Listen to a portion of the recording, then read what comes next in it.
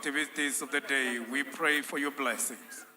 May your presence reign in this nation within its borders, that our leadership also, Lord, will be able to execute their responsibility with your blessing.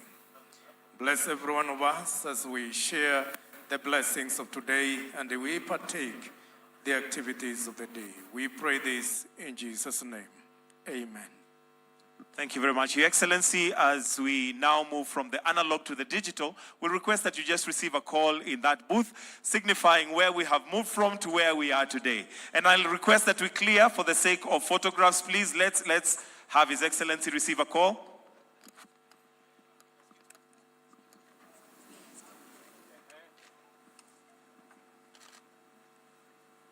Very good.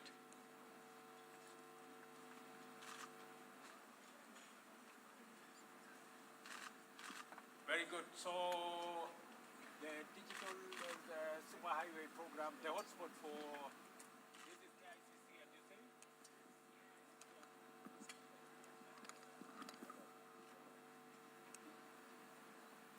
Digital for KICC and Broadway. So citizens will be able to, they don't need bundles now. They can, when they are here at KICC, they can download. Very good. Asante sana. Thank you very much.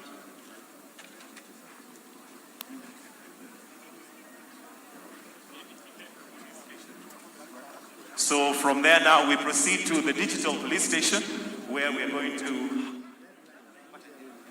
going to have the PS Interior just take you through where we are now.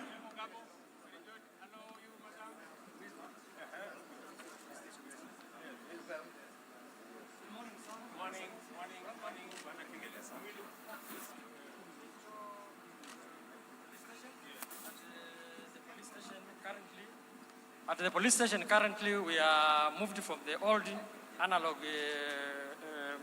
OB to the digital OB.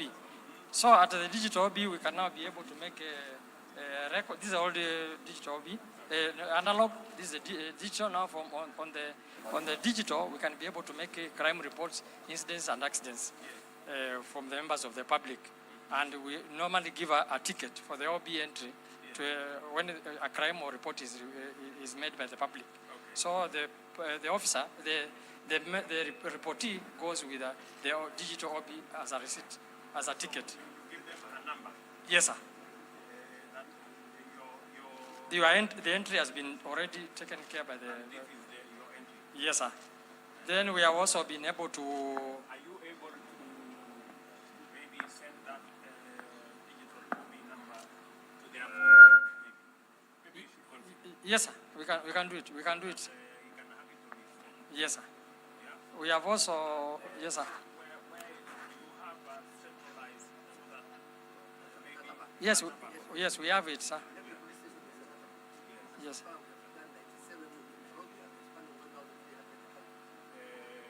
All the OBs.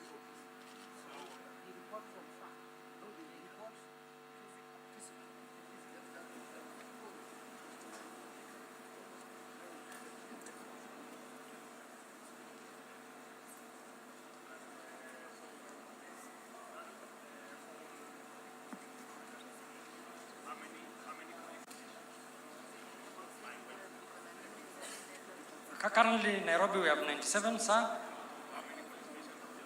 out of 1,300. And when do you intend to make sure that every police station has that digital recording? Yes. Okay. How many police stations do you have national? Yes. The whole country.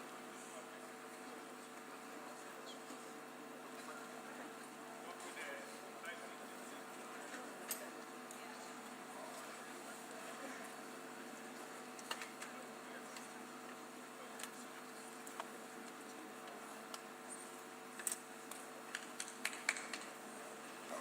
Sir, we have the certificate of good conduct, which is already in the e-citizen platform, and members of the public can be able to apply and also download and do payments on the e-citizen for the certificate of good conduct. And we are making around per year, we getting 1 billion shillings from the certificate of good conduct, sir. And in near future, we are intending to expand to around 3 billion. Yes, sir. Then we are also, in the process, we are doing with the NTSA and other stakeholders, we are doing the instant fine. And will be, yes, that one will be on e-citizen platform, and will be making over 5 billion shillings per year.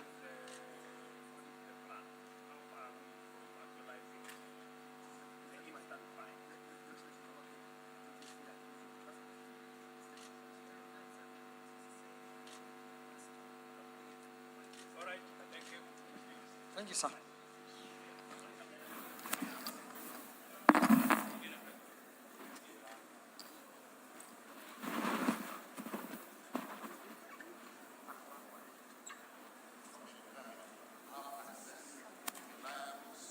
And accessible internet, free, fully sponsored by the government, Your Excellency.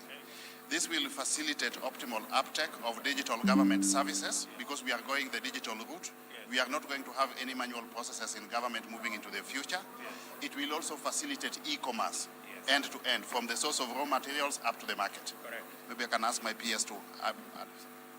Your Excellency, this is now 2001 Wi-Fi we are launching, KICC exhibition area and the City Hall Way. So it's serving the Governor's Entrance Office and the KICC exhibition area. So this will provide inclusivity to our people. They can enjoy the citizen services from anywhere in the markets, in the parks, and this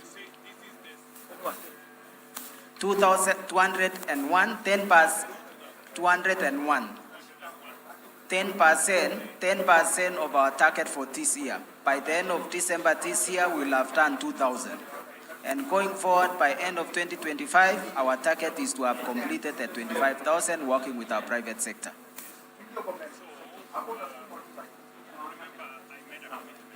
Yes, Your Excellency. Yes, Your Excellency. Yes.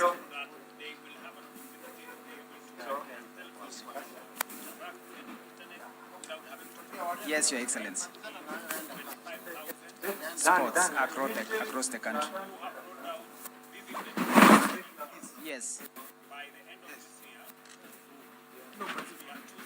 Yes.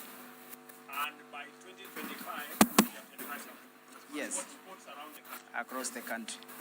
that will be the case also with 1,450. In the 1,450 digital hubs, we will also have Wi-Fi's, and the target for that is to complete between three to 5 years, because we are working with the members of parliament using the Constituency Development Fund.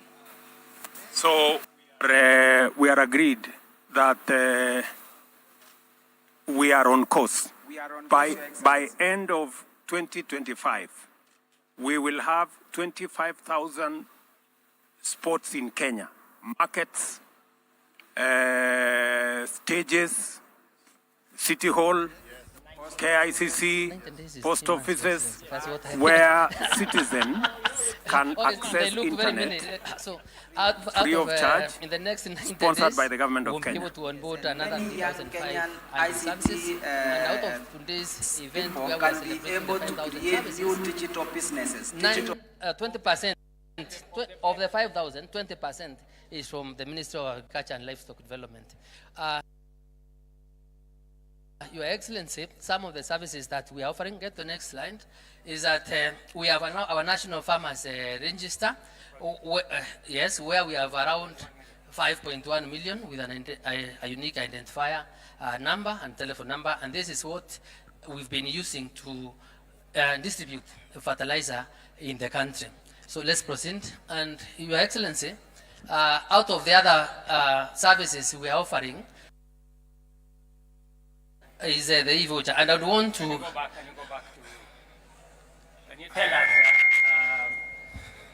to? Can you tell us how many? What is all this? How many bags of fertilizer did you get? Because we should be able to. Correct. Yes, just get to that slide where, out of this e-voucher e-voucher system, Your Excellency, we've been able to serve 40 counties.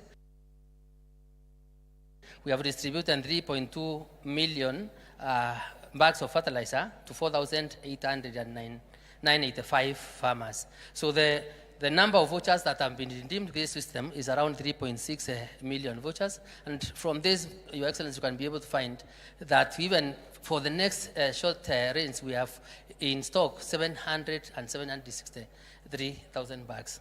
So the value of the volume transacted through system is around 11.3 billion. By the farmers. By the farmers. Great. So let's proceed. So I think, Your Excellency, for purposes of the country and getting to really understand, because this is one of our success stories, we have a farmer here from Kwale, who, if your time allows, you can make a demonstration for everyone to be able to see. So, send the message to Mr. Is here, Your Excellency. Please, we want you to redeem now the fertilizer. You'll get an SMS. Then when he gets an SMS, you'll be able, like every farmer got. Yeah? Even me, I got mine.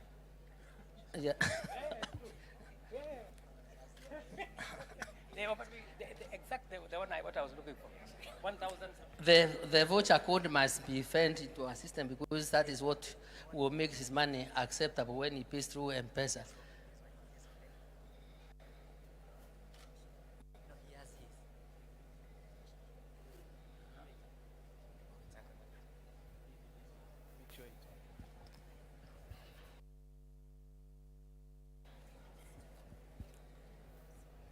So you say 900 and... 96 services so, have been onboarded. And then how many are still outstanding? 3,500, which we also expect in another 90 days. So some of them are halfway done. Correct, halfway done. And I am sure by the end of the year, then we'll be able to onboard more. This is how we do the redeeming of the e-subsidy voucher. When the farmer comes, he comes with a message from the Minister of Agriculture. I work in the warehouse industrial area here, that is National Cereals Board. And when the farmer comes, we ascertain the message and we take the code. Every code has a meaning. There's a code for top dressing, there's a code for planting, there's a code for coffee fertilizers. When he comes in, we log in the mezzanine system, and we ask the customer about the whole information, that is the details, phone number, ID number, and then the voucher code. This is how we key in. The moment you enter the voucher code, it will bring you the information about the farmer, and the farmer will be asked the quantity. The better part of this system, you can purchase as per your pocket. If you want 2 bags, if you want 10, if you want the whole of the allocation. So the farmer here is telling me he's ready to purchase 6 bags of fertilizer, planting fertilizer. And I will key in 6. Just hold on,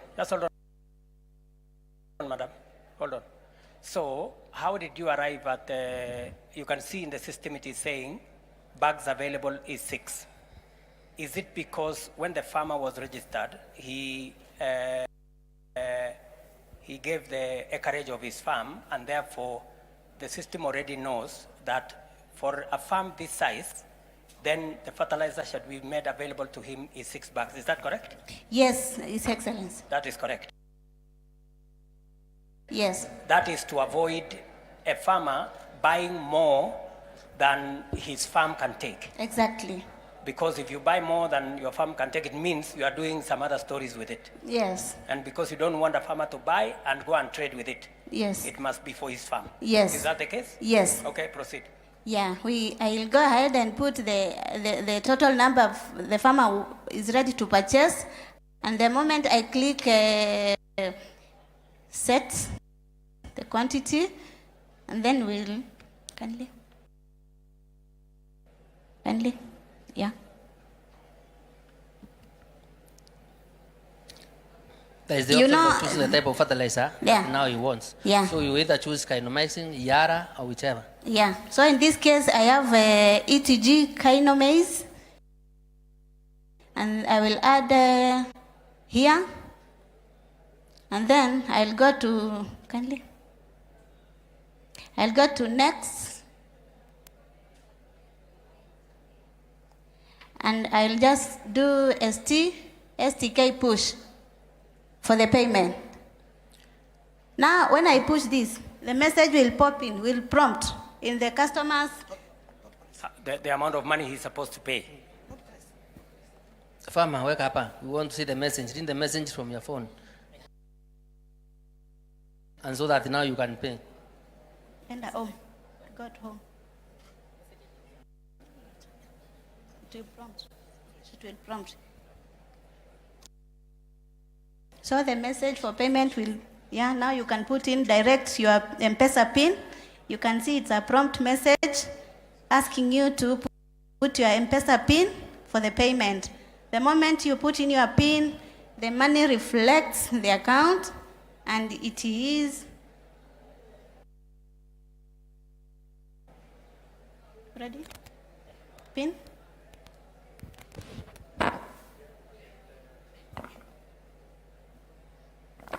Yeah.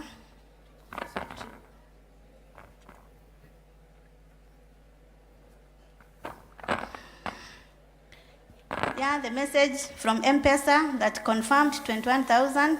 We were purchasing 6 bags of fertilizer. So the farmer is done. We are waiting for a confirmation in my phone because I'm the custodian of this fertilizer. So I need that confirmation that the process is done.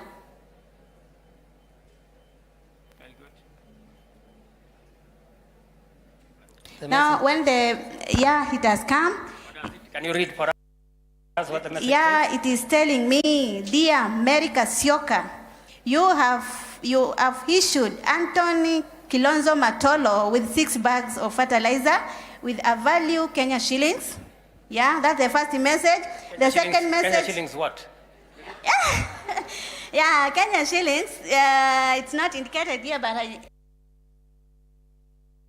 the one I pushed for 21,000. Yes. 21,000. One bag is going for that 3,500 shillings per bag. That is 50 kg. So the first message will tell you that I have issued from the allocation. Remember allocation I have entered here in my phone. The other message will tell me that you have successfully redeemed 6 bags of fertilizer from e-code. This code voucher they are giving me. I'm sure. The one that is specific to... Yeah, the one I used to redeem. Okay. So that is the end of that. And then I refresh here and the message will... The whole transaction will be done. Yes. And from there, I'll go with the customer to my store. I'll first raise a receipt. There's a receipt showing that customer is free to walk away with 6 bags of maize or 6 bags of fertilizer. Sorry. So from there, I'll work with my customer to the store to issue the fertilizer. Very good. And that's how it is. Congratulations. Your Excellency, it's also important to note that is the process, Madam Mary. That is the process through which the 3.2 million bags of fertilizer was used to deliver to farmers. That is the process. So every farmer got a message that your farm, you are free to redeem so much fertilizer for your farm. Did every farmer buy the maximum or some bought less? They can, the farmer comes and buys the maximum because that's the acreage. Yes. That was registered. But they can also buy less or can they buy less or you more? You can come for today, you buy for few, and then after a while you come and then finish your allocation. Okay. Yes. Can a farmer buy more than what is allocated to No, them? it will never allow. Yeah, okay. It cannot allow. Your Excellency, the farmer can only buy less than the allocation. And when you buy less, the system will tell you you have taken 3 out of the 6 and you have unbalanced. So any other time you are able to pay for the remaining 3, you can pay. What is the difference, Waziri, between this year and last year? on terms of availability of fertilizer? The farmers have been able to receive fertilizer with a lot of ease, with a lot of convenience, because they only have to engage through their farms and going to the nearest depot where we are selling fertilizer. And we have also been able to completely reduce the taking up of fertilizer by farmers who ordinarily exploited the system to have more fertilizer than they would have ordinarily used, and hence. So there is no way that this time round you can be able to have excess fertilizer which we are not using for sale. What are you doing? Because there are farmers who still feel the stores are too far. Are you thinking of how you can make the fertilizer available closer to the farmer? That is an issue that is a challenge, and now we are trying to work closely with the county government so that they can be able to deliver the last mile to the nearest stations where the farmers are. We are also trying to explore a situation whereby with time we'll be able to capture and be able to get to know the agrovets that are strongly have capacity to take up the fertilizer and be able to distribute the fertilizer to our farmers. So by integrating them into the system, once we are satisfied that they have the necessary capacity and integrity that we require. Your Excellency, the other thing that we are really keen on, get me to the COP app. We are also trying to give farmers e-extension services and advisories on how the weather looks like in all the 14 50 wards in the country. So through this, Your Excellency, if you come from Washingishu, if we are to get to Washingishu, we will be able to get the Washingishu County, to which sub-county, and which ward. Then you are able to see for the next 14 days how the weather patterns would be like. And when you have the weather patterns, how the weather patterns look like, then we have the other application whereby you will be able to get into that system where from using the same criteria, the county, the sub-county, and the ward, you will be able to get the best crops possible to plant at that particular time, making it's easy for our farmers to be able to access e-extension services so that they are properly informed on what best to do at any one particular time. How do you get into that service? Get the president to USSD, is it this USSD 616? SSD code by dialing, let's get here. For example, let's do a demo with the Washingishu. Because that's where you come from. Because if we don't give you the information that is clear in your mind, then you may think probably it may not be correct. So when we give you a demo with Washingishu, you can immediately go home and get to know whether there is rain or there is no rain now. So let us kindly look. So Your Excellency, this is how the weather forecast looks like in Isoi, and but I don't come from Soy.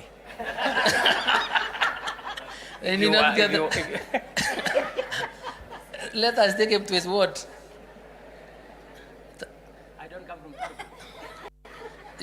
Ask our client to be able to give you the right details.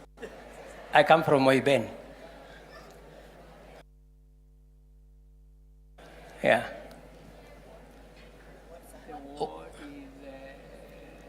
Seragoit? No. Tembelio?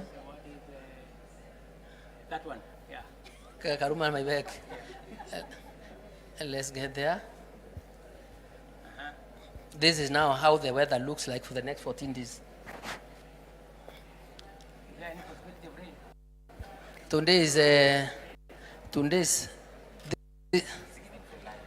is from the 1st of July to the 12th of July.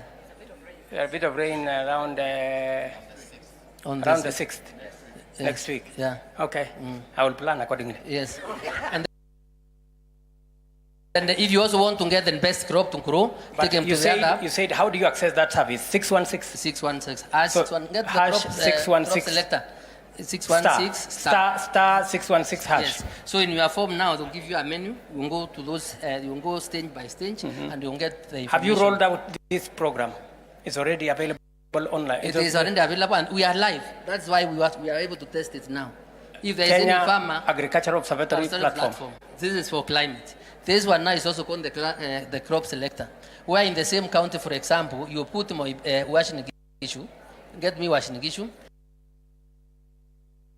The sub-county is Moiben, Karuku, the other one, Karunambek, Maibek. So here, Your Excellency, we will be able to show you the best crops that you can grow. We will start with the cereals, that is the maize, and the type of varieties that will do best there. Then we also go to the flowers, yes, the flowers. So let's proceed. We have the fruit trees, we have mangoes do well, the pears, and the mushroom. And this is how we expect through this appreciation of the digital technology to get our farmers. Is it available only in Uasin Gishu or It's the whole countrywide? country. You can pick any part of the The country whole- that you want to check. The whole country. The whole country, Your Excellency. Can you go to Wajir? And what here?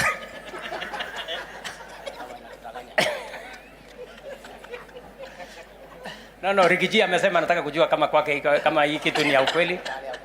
Tuanze na okay. Tuende Nyeri kwanza.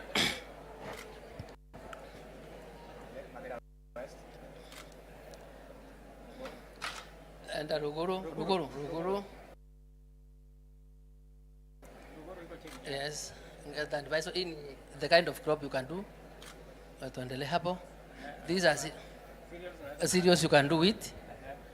There are flowers there. Fruit trees, pears, mira, you can also do mira, Your Excellency. And when we get to Meru Tunde later in the afternoon, we can get a few. Those are the tubers. And tuendele.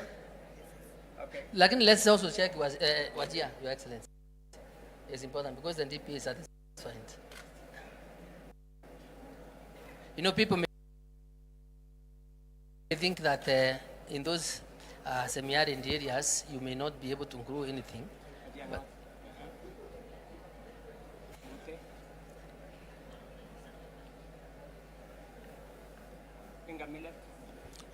foxtail millet. You can do maize also. Yes. There is even a member of parliament who has been inviting me to go there. Yes, so it's being Thank done. you very much. It's being done. Asante, Your Excellency. Karibu to the Minister of Housing. Asante. I understand.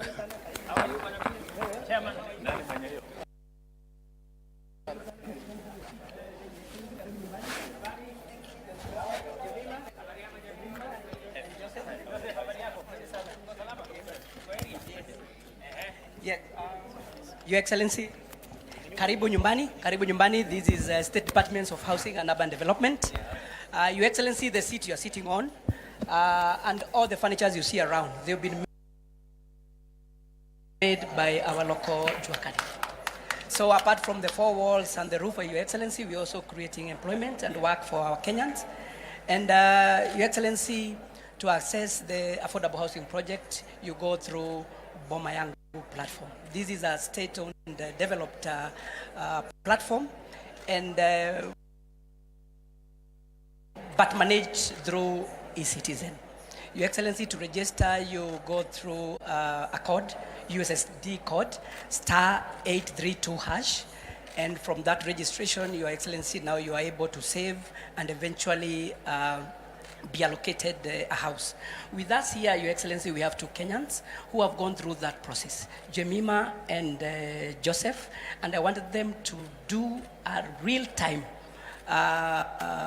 allocation where Jemima has saved about, she'll tell us how much she has saved, and Joseph also will tell us how much he has saved, and today they are going to be proud owners of houses at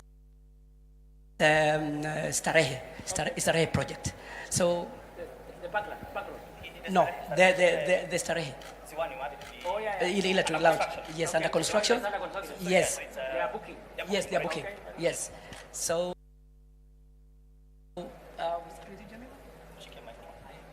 Your Excellency, thank you so much. My name is Alejemima Nyaboke Lachami. I come from Kisii. Kisii, we are privileged, we have the soft-stone cabins. So I started doing the work when I was young, so I know how to do the smaller things of the cabins, which attracts the tourists sometimes and the local customers. But most of my customers are the local customers. So when they buy from me, the little money I get, I have 4 kids. I have to pay the school fees for them, and the little I have to save because I was interested in Boma Yangu. Boma yangu, I like it because I want to own my own house, which is near to town, our city. And as you can see, I'm somehow disabled. So I want somewhere where I'm capable of walking even town, doing like walking alone, and where I can easily reach my customers. So the little I've saved is 413,000, which I think through you, Your Excellency, thanks a lot for what you are doing. Because of this program of saving, I would like to have the Starehe housing 3-bedroom house, which will allow me to meet my family. So that's my... Already, Your Excellency, she has saved 413,500. Na hiyo kusave, mtu unachinyima, si ati ni pesa unapata once. Savings means the little you get, you save. As time goes by, you end up getting, it's growing. With time, it's growing. The little time the little money I get from the small business, I save. That's how it has come to 413,500. So, Your Excellency, I'm happy. The challenge I have with my business, which I might say, is because of access of the customers. Most of my things are carved in Kenya, which attracts tourism. I have the problem of exporting because I have a lot of time because it's a family business. Most of my family, they know how to carve and how to do the finishing. So we want to export. The only challenge is reaching the customers, which will buy in big quantities. So to me, Your Excellency, this is not an easy thing. Reaching you, Your Excellency, is not easy. It's a chance, one chance given in life. So I could like you to assist me if I can please the Excellency for Trade, Mr. Korea.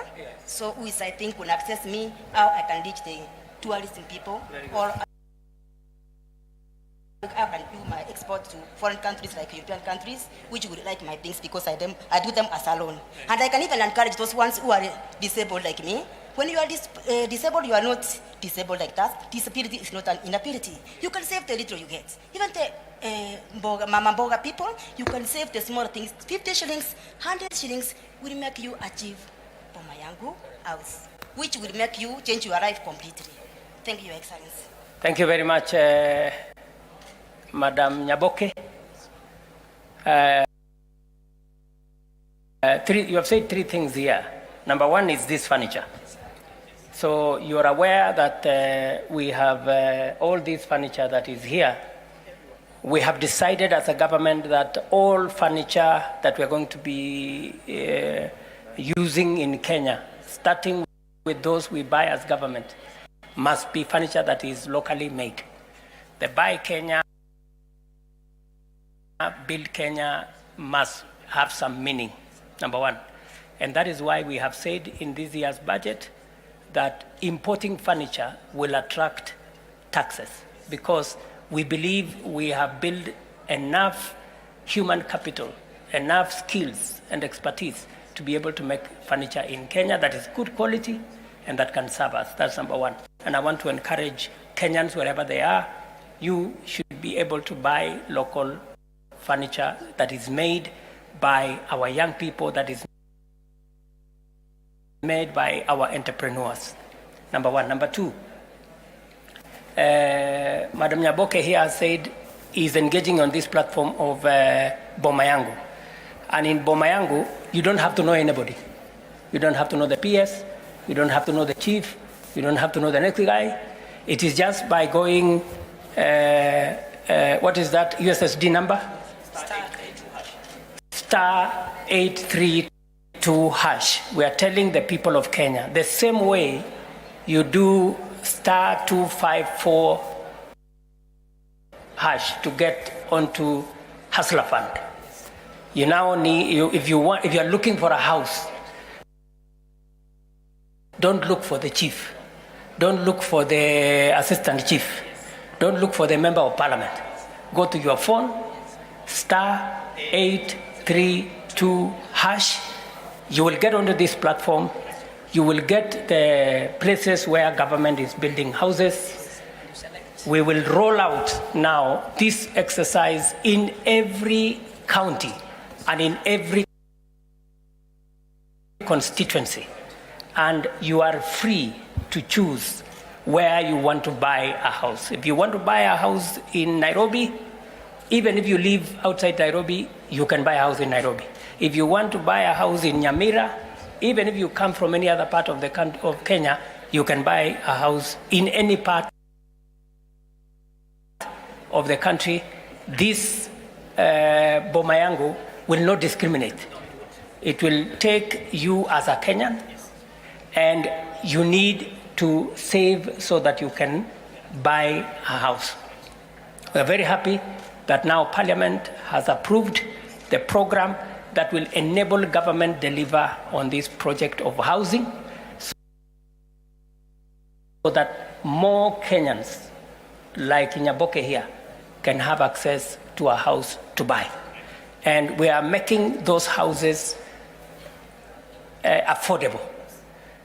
This house that we are building in Starehe is among the affordable houses, but there is a lower category of houses that we are going to have, social houses, that will even be cheaper than this. They have social housing here as well. They also have social housing in this program. So that's very important for us to know, because many Kenyans are asking us, how sure am I that I'm going to get a house? How will I get a house? This is how you get a house under the government's affordable housing program. #832 star 832 #. You will be there. Begin the process, start the saving, identify the house you want to buy. If it is available, you will, the system will tell you so many houses are available. You can choose which floor, you can choose what type of a house. Are you looking for a social house? Are you looking for a 1 bedroom? Are you looking for a studio? Are you looking for a 3 bedroom? It will all be available there, and you don't have to know anybody.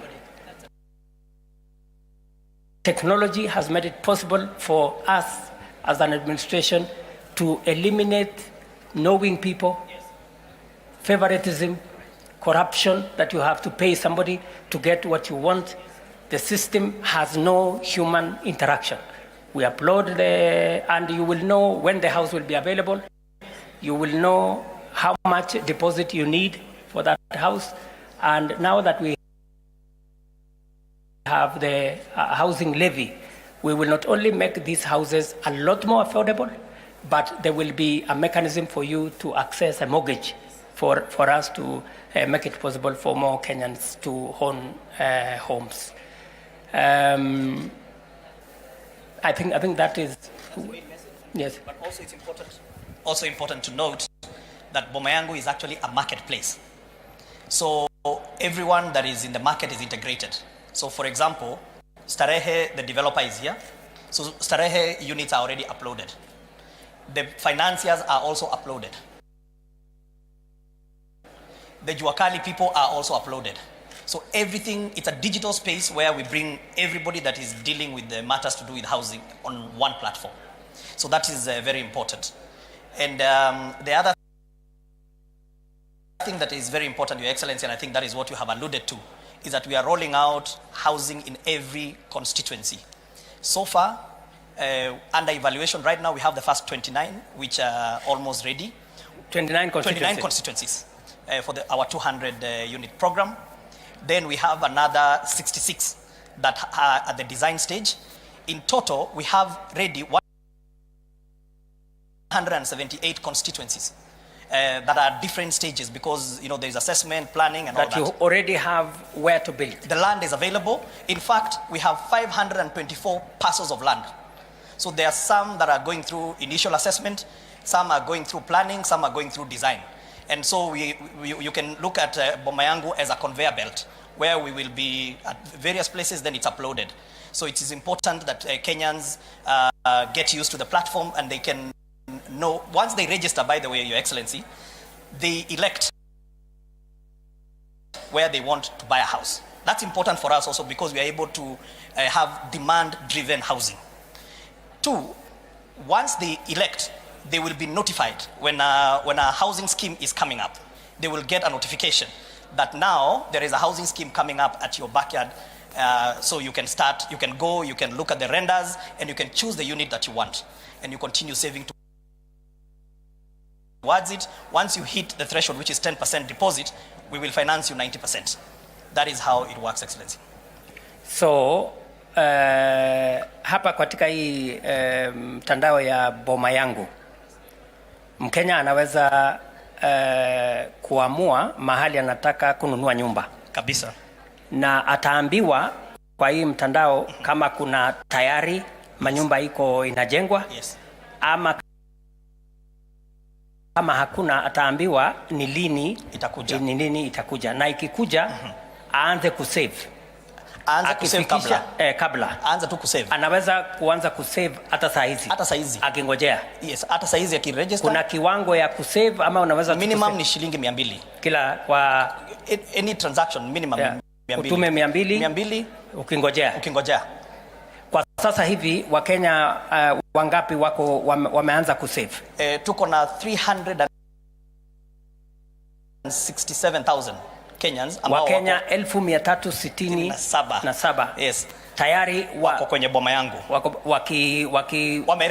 wameregister. Alafu tuko na kama 33,000 ambao ni active savers, Wakenya 13,033 yes, tayari wana save, wanaendelea kusave. Naweza kupatia statistics za jana kwa sababu tuko na live dashboard.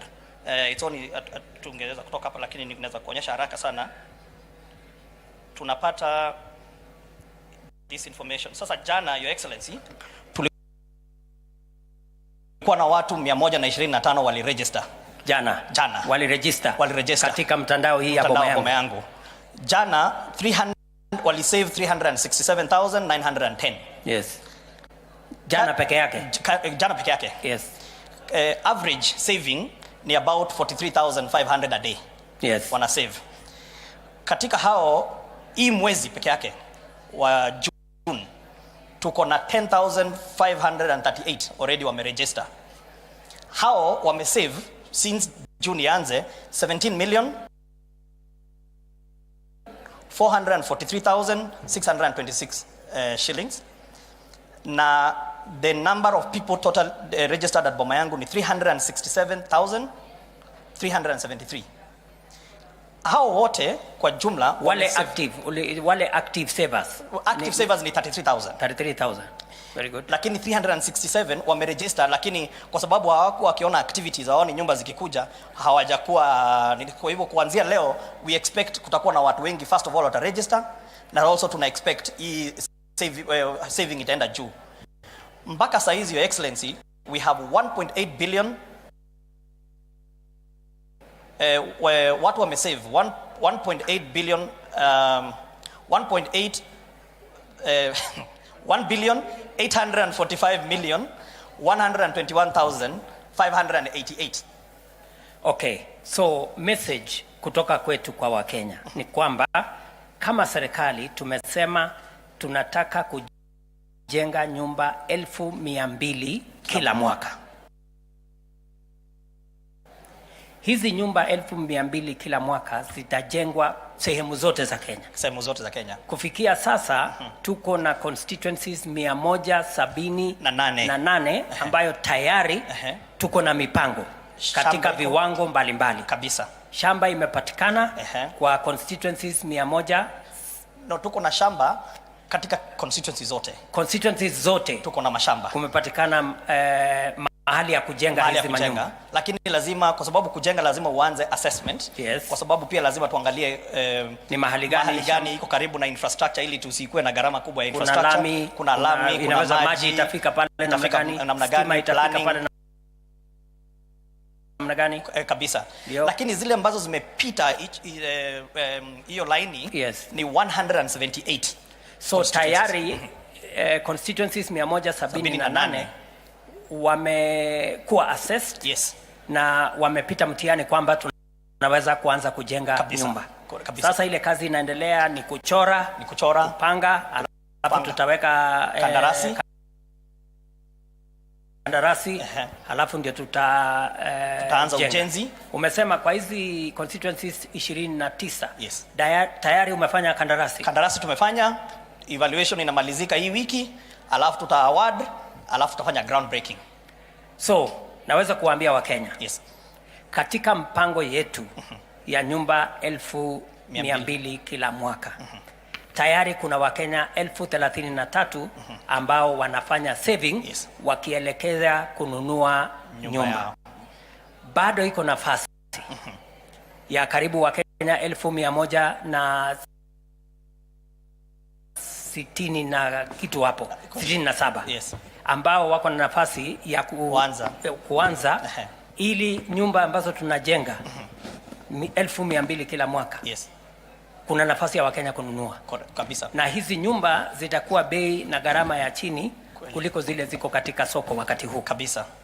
Na vile vile tunawaambia Wakenya sio lazima ujulikane na mtu yeyote kuwa katika hii mpango ya kununua nyumba ambazo ni za bei ya chini kupitia kwa mpango wa serikali kabisa.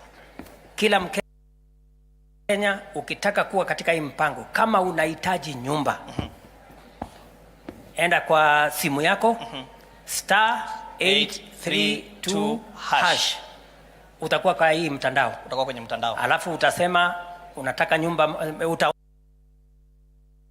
utaonyeshwa mahali kuna mpango ya kujenga nyumba.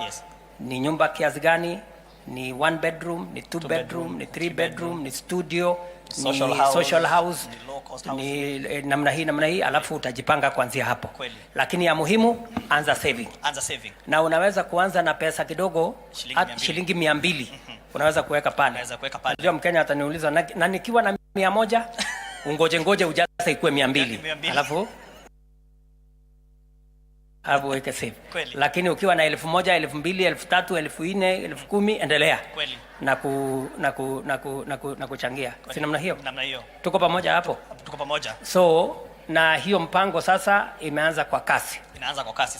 Sasa kwa sababu Wakenya na bunge wamekubalia serikali katika ile 1.5% ambayo Wakenya watalipia na watalipiwa na wale wamewaajiri 1.5%. Itasaidia idara yako kwa njia gani katika hii mpango ya housing? Itatusaidia kwa njia hii, Your Excellency.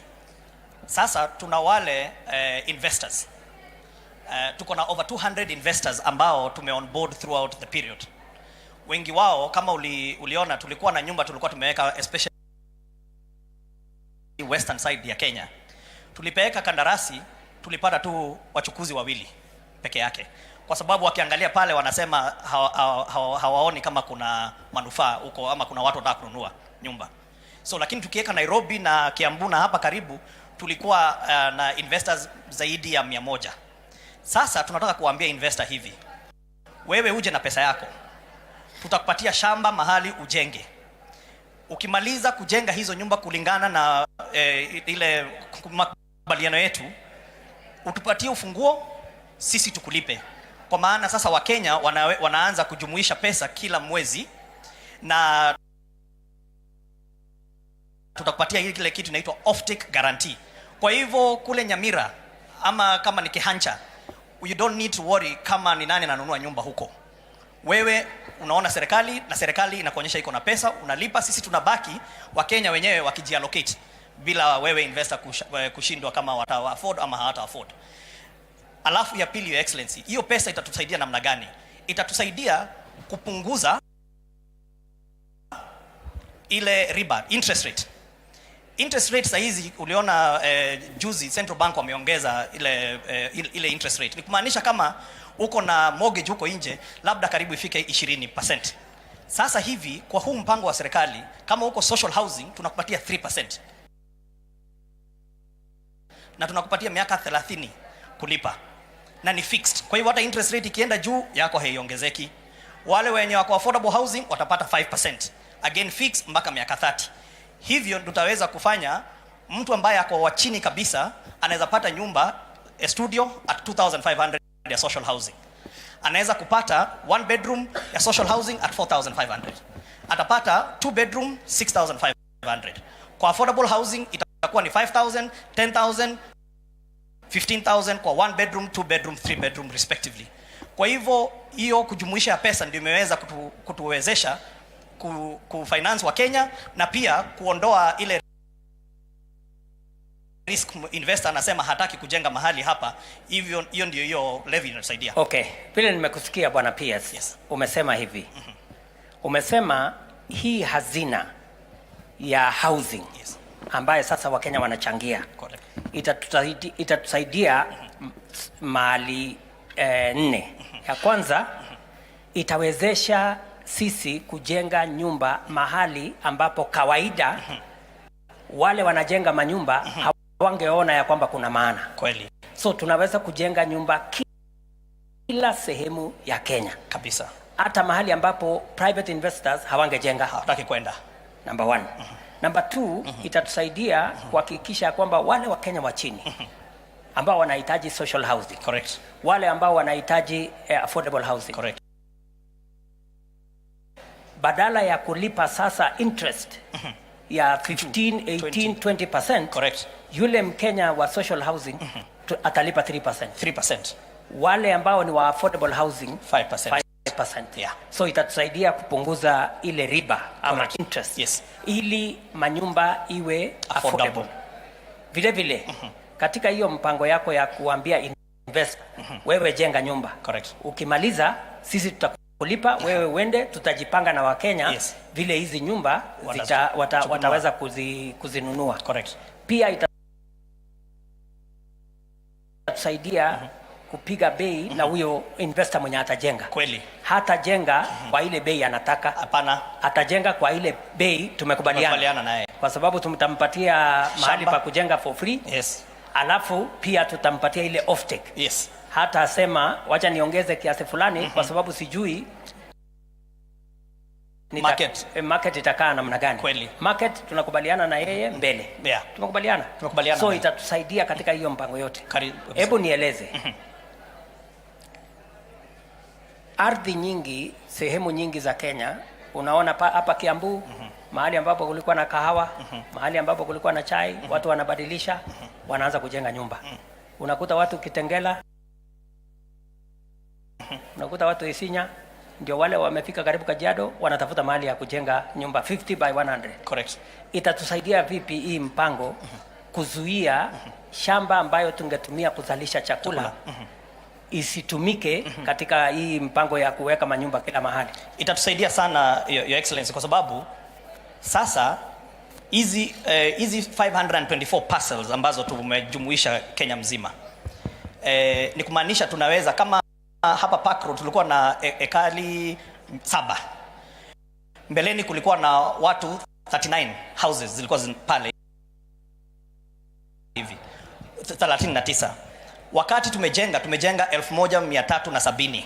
Kwa hivyo ukichukua hiyo example, tuende mahali kama Nyeri ambapo wanakuza chakula huko, tupate ekali 7, tujenge kama hizo, watu wataacha kukatakata mashamba, wanakuja kwenye ile settlement pale, wanakaa hali kuna stima, kuna maji, kuna sewage, kuna maji, kuna internet, na pengine hospitali itakuwa hapo, shule itakuwa hapo. Kwa mpango wetu your excellency, tunasema shule na hospitali zitakuwa within 5 minutes walking distance, ili we create livable hizo human settlements. So kwa hivyo hakuna haja sasa wewe kama ni mzazi kukatakata shamba ili ukatakatie watoto wako, wasaidie kununua nyumba hapa, wanaamka asubuhi wanaenda shamba wanalima, waache kukatakata shamba. Hiyo ndio itatusaidia sana. Na pia tutakuwa mpaka na vitu kama cemetery ambapo mahali mnazika watu, tuache kuzika watu kwenye mashamba pia. So tutahakikisha kwamba tunabadilisha mahali ya kulima, yes, tunalima chakula, right, ndio tuanze kupunguza gharama ya chakula kwa kuhakikisha kwamba hatutumii shamba ya kuzalisha chakula kujenga manyumba. Kweli. Tumekubaliana hapo? Tumekubaliana hapo. Very good. Yeah. Anything else you want us to say? Ya mwisho ni umuhimu wa housing na the value chain. Hapa waziri wangu amekueleza hicho kiti, na najua your excellency unaweza sema hicho kiti ni very comfortable. Iko mbele sana hii kiti. Ni very very comfortable. Yes. Kila kitu unaona hapa, mpaka ile ya kuhang jacket iko pale nyuma, wameficha kidogo, tutakuingiza mpaka bedroom hapa hivi. Zote zimetengenezwa na watu wa jua kali. Tuko na chairman hawa jamaa wa Ngong Road hapa hivi, ndio wametengeneza kila kitu. Wamezitengeneza like in the last 48 hours, kwa sababu zingine tumeona karibuni.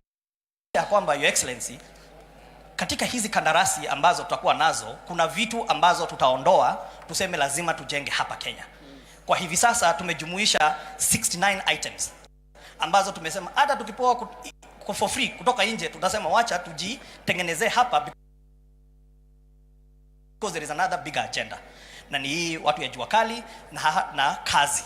Kwa hivyo, na hiyo ndio muhimu sana kwa sababu ajira kwa Kenya tumekuwa na shida kubwa sana.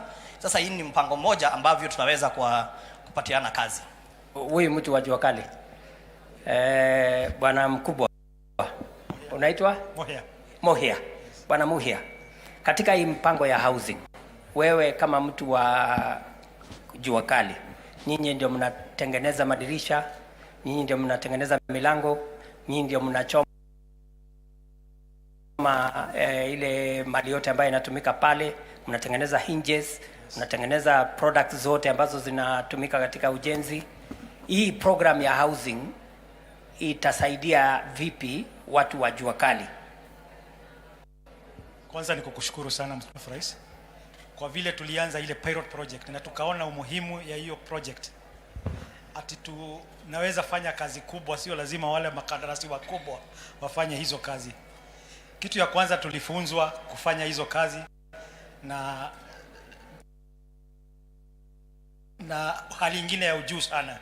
So across the board watu wote wanaweza kuwa wameingia kutoka kwa level nyingine mzuri sana, ambapo kila mtu anaweza unazungumzia quality of the product. Quality of the product. Una make sure that iko quality nzuri. Measurement, unajua sisi venye tunafanyanga kazi. Ilikuwa kienyeji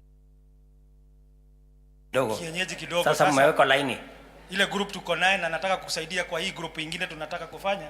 Kila mtu wa jua kali awe yako sawa sawa. Ile mashida tulipata pale tusiwe na ingine hapo. Ndio tuweze kuwezesha watu wetu wafanye kazi vizuri. Na hii nini? Hii kitu kingine naweza kukushukuru sana ni maneno ya furniture.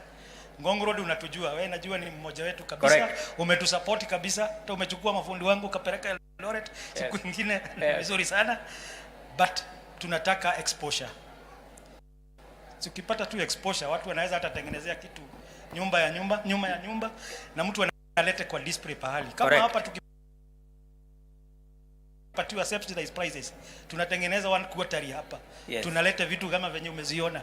I hope hakuna mtu hajafurahia vitu ziko hapa. No, hii kitu iko mbele. Yeah, sasa tukipata ni exposure lakini imekaa kama wiki kama 3 hii kama haijanunuliwa. Lakini ikikuja hapo watu 100 wanaiuliza. Yes. So tungetaka tayari watu 4 wameulizia kununua hii. Nimekaa naye mwezi karibu 2 huko workshop. Sasa unaona tukipatiwa exposure tuwe na kitu kidogo tu kama exhibition quarterly. Yes. Ama any county, every county. Very good. Watu wote wakitengeneza zinakongamana pahali moja zinauzwa. Nitaambia waziri wa trade apange hiyo mambo ya ndio Wakenya wajue ile products tuko nazo, products jua kali inatengeneza, ndio wawache kwenda kununua hizi vitu kutoka sijui dunia gani. China tunataka tulete tu mashini na Wachina wawili wa kutufunza. Wakishamaliza wanapanda ndege tu, sisi tunabaki tukiwatengenezea furniture. Sio kuleta vitu kama hizi huko. Sasa tunataka tuwe upscaled. Yes. Na in the next few years kila mtu anakuwa very good. Hapo sawa kabisa. Ningetaka kuna mzee amekaa karibu na wewe. Alikuwa wacha akwambie tu kwa dakika tu moja. Okay.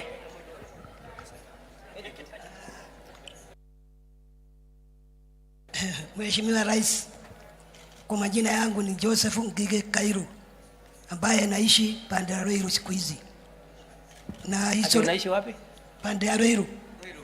Ruiru Kiambu County. Sub County, Ruiru Sub County, Kiambu County. Na mimi wahi kuwa bereni hapo mtumishi wa serikali, civil servant. Nimefanya kazi hapa Kahawa kama civil servant miaka 31.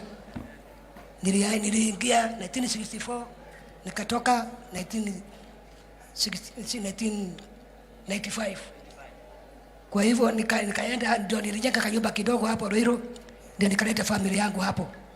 Kwa hivyo ndio nakaa hapo Ruiru sasa. Hiyo miaka niko naye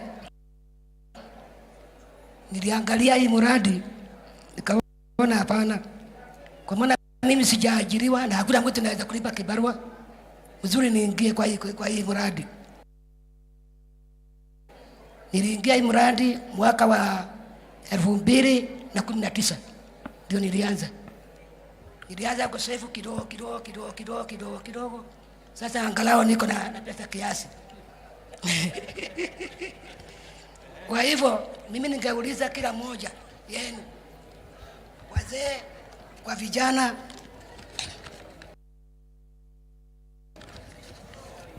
vijana, wajiunge na hii mradi kwa maana iko na faida. Utapata rumu yako moja ama mbili ama tatu kulingana na mapato yako. Kwa nini usitoe?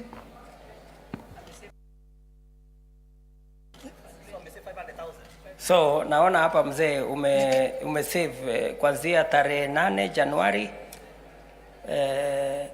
Ulianza zamani kidogo? 1981. Alianza huku chini. 2019. Naona ulisave 2019 umesave 1000, 2000, 200, 10,000 pale November. Hii 10,000 ulikuwa umeuza kitu? Kidogo. Naona umesave hapo. Ndio hiyo 20,000, 1,000, 20,000. Sasa hii umefikisha? Ndio hii 550. Ndio ningeuliza hata vijana kwa boma yangu hii. Vijana mjiunge na hii mradi. Sasa unataka hawa wengine wote wajiunge kwa kupenda kwenu. So nia yako kwa hii mpango unategea nyumba gani? Mimi nategea rumu moja tu. Wapi ume-identify mahali? Starehe. Pale Starehe. Unangojea hiyo ya Starehe. Tayari ume-identify ni gani? Which room? Uko na bedroom ngapi? Unataka one bed? Room moja tu. Ile one bedroom. Unataka kutumia kwa njia gani? Nataka kukaa, ndio iwe makumbusho yangu. Yes. Kwa vile nimekaa kahawa hapa na ni Nairobi. Sasa miaka 31. Nataka kuonyesha watoto yangu ile jasho nilikuwa nafanya hapa kahawa ndio hii. Miaka 31. Asante sana. Shukrani.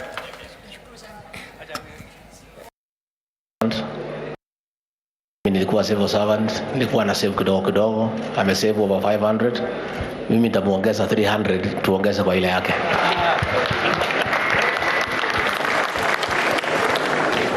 Sasa tumpigie kura Rigiji jameni. Sukuma hii mzee. Si ndio? Hii ni sawa. Unataka niongeze kitu hata mimi? Amesema atakuongezea 300. 1,300. Sawa. Shukrani sana. Na waziri amesema atakuongezea 100. Amesema umefanya bidii sana. Hiyo ni mzuri sana. Sawa. Lazima sasa afuatilie. Pia atafuatilia. Na hata mimi wacha nitaongeza basi ya mama ya huyu mama Nyaboke nikuongezee 500 ndio ifike, ndio sasa tuendelee namna hiyo. So asante sana. Thank you very much. Thank you.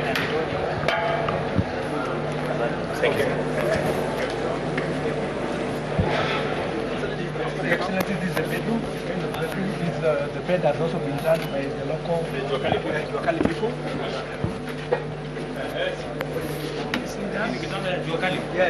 Kabisa.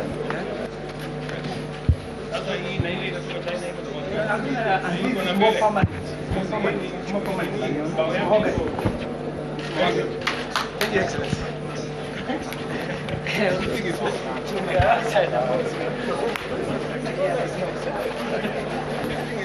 Your Excellency, we are now moving to the financial services.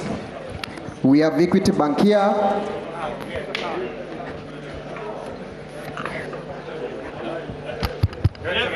James, how are you? Very well. What are you at the Hustler Bank? Very well.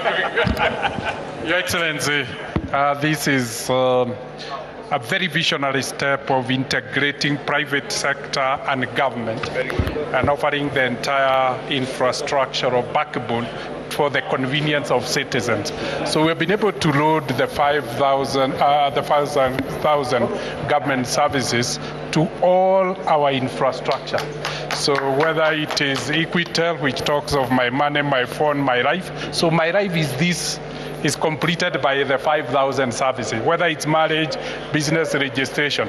Then we have put it in the Equity Super App so that for the young generation, they don't need the SDK, they're on the mobile.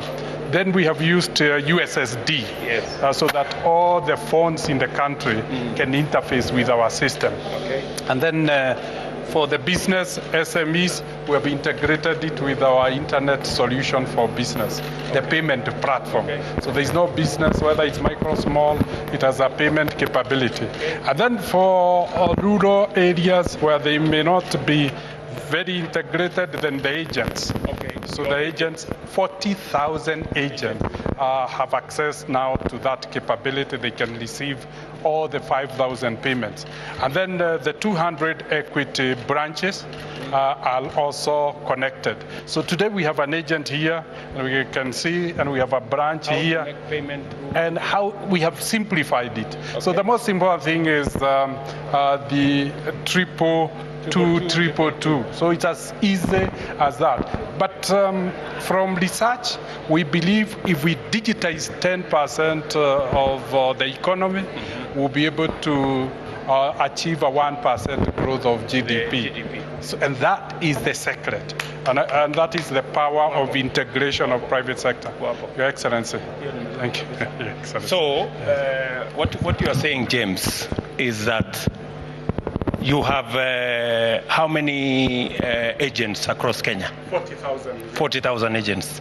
So I can tell the people of Kenya that you can now access government services, the 5,000 government services. If you go to any agent of Equity, they will also have an app for the 5,000 government services. Is that correct? That's true, Your Excellency. So and they don't have to travel to looking for a government office. They don't need to look for a government office. We have integrated business and government. So they can come if they want to know what their electricity bill is, what their status of land is. They can come to the Equity agent. And operate the facility there, and they can have access to government service. That's true, Your Excellency. But more important, they can also go to their app. They can do this, all these, including our diaspora. Okay. They can use the app to pay for their families back at home, government services. Okay. People paying late, those who have plots, they can pay for the plots from the US or any other country using the infrastructure of the bank. You're also saying I don't have to go to the Ministry of Lands office. Absolutely, Your Excellency. I can either operate it on my phone, or I can, if I don't have a smartphone, I will go to the agent. I go to the agent, and we have the Equity agents, 40,000. I am told we have 250,000 Safaricom agents also who work with you. And Excellency, we are also integrating pay with equity merchants, all the shops, which are 900,000. That is phase 2 of integration. Okay. So that we will have more than 1 million points through which. So government services will be available everywhere. Everywhere, including at the village level, the village shop, Your Excellency. And you don't have to look for the DC's office or I don't know whose office. The DC's office has come to the phone. Gava Mashinani. Thank you. Okay. Thank you. Yeah. So paying for, I'll be paying for my good conduct. Yes, certificate of good conduct. Yes. I will go to government and tax payment. I'll select e-citizen. And then I will input the reference number that I have generated from the portal. I have it here with me. KMWD. Then it will validate. Let me try again. Yes, it will validated. Then I have to input the amount that I meant to pay for good conduct. That is 1050. Just add, I just add 1005. That is okay. Then I proceed with payment. I input my agent PIN. I proceed with the transaction. It will ask me whether I'll be paying for this amount. I agree. and then it will print a receipt, and then once it prints the receipt, I will go to the portal, complete the transaction, then I can print the receipt from the portal, I go take my fingerprints at the DCI's office, and then I'll wait for my good. 3/4 of the transaction. Exactly. No risk of carrying money. Yeah. And no risk And you don't have to pay more than what? No. No. Yes. Charge. There is no For free. facilitation fee. Okay, asante sana. Thank you very much. Thank you very much. Karibu Your Excellency to Cooperative Bank. Your Excellency, welcome to Cooperative Bank, Your Excellency. You can have a seat here, then I take you shortly on the things we are doing. Thank you, Your Excellency. So Cooperative Bank has been at the forefront of government integrations. Right now, Your Excellency, KRA, NSF, NHIF, you're able to pay through our M-Corp Cash Point, which is a mobile platform.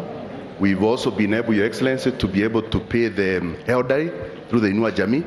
Yesterday and today, we are paying all of them, and we are giving them those services across the 17,000 COP kwa Jirani agents. They don't need to walk to the branch. Those who have cards can also access that. We've also been able to support government on food security through the KSEP, Kenya Cereal Enhancement Program, where we have 100,000 farmers who are able to get e-vouchers to get inputs, fertilizer, and other services. And that's what we are doing to entrench government. Now, Your Excellency, the only remaining leg that is remaining is for us to integrate on the e-citizen. And Treasury is supporting that so that we get onto that.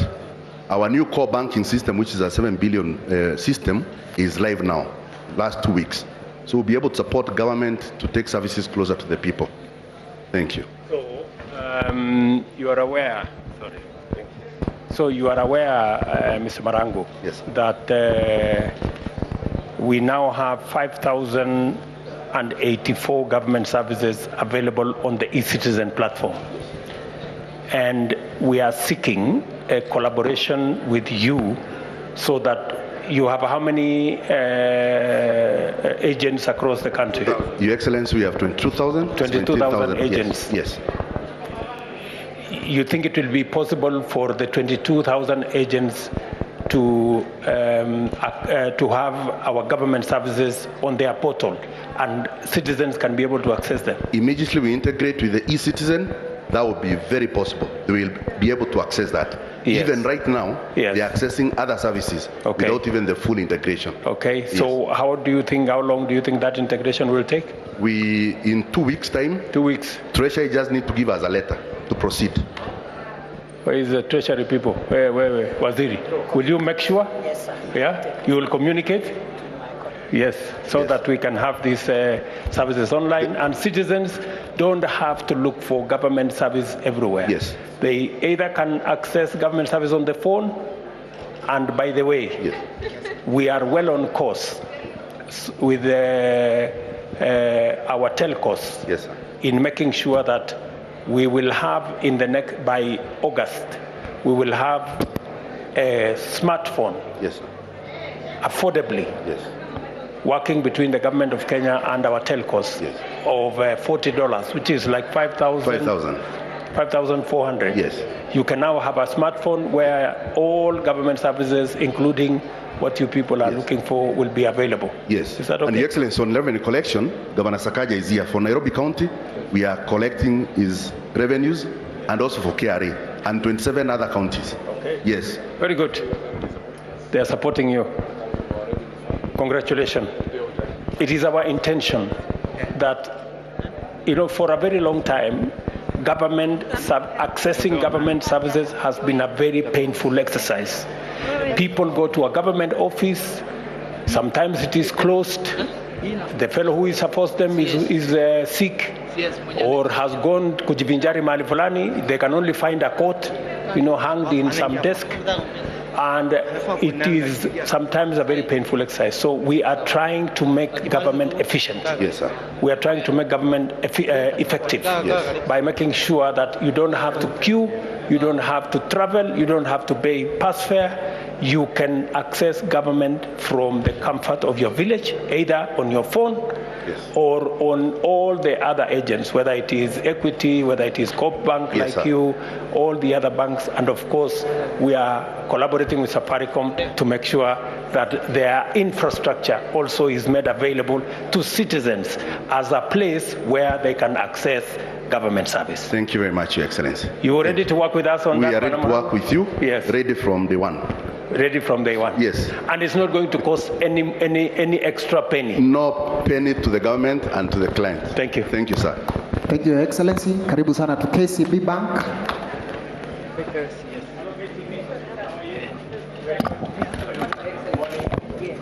So maybe I'll just take you a moment and explain about the eCitizen Bank. We've been together with the eCitizen program since 2014 when they had only 5 services on it. Now there are over 5,000 services and we are very proud supporters. If I can just show you here what the POS looks like, that is at all our agents, both in country, you can see there are eCitizen services, on our apps, on our USSD star 522 hash, 844 hash, all of them are carrying eCitizen services. Yes, and the intention is that even the ones who are, we have over 6,000 e-agents around the world, all of them are carrying the eCitizen services as well.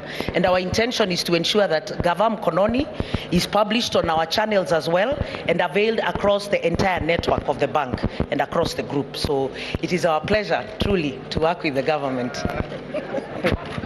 Thank you very much. Sorry. Thank you very much, Madam. And I want to say thank you very much to KCB for being a partner with the government of Kenya on the delivery of the eCitizen platform.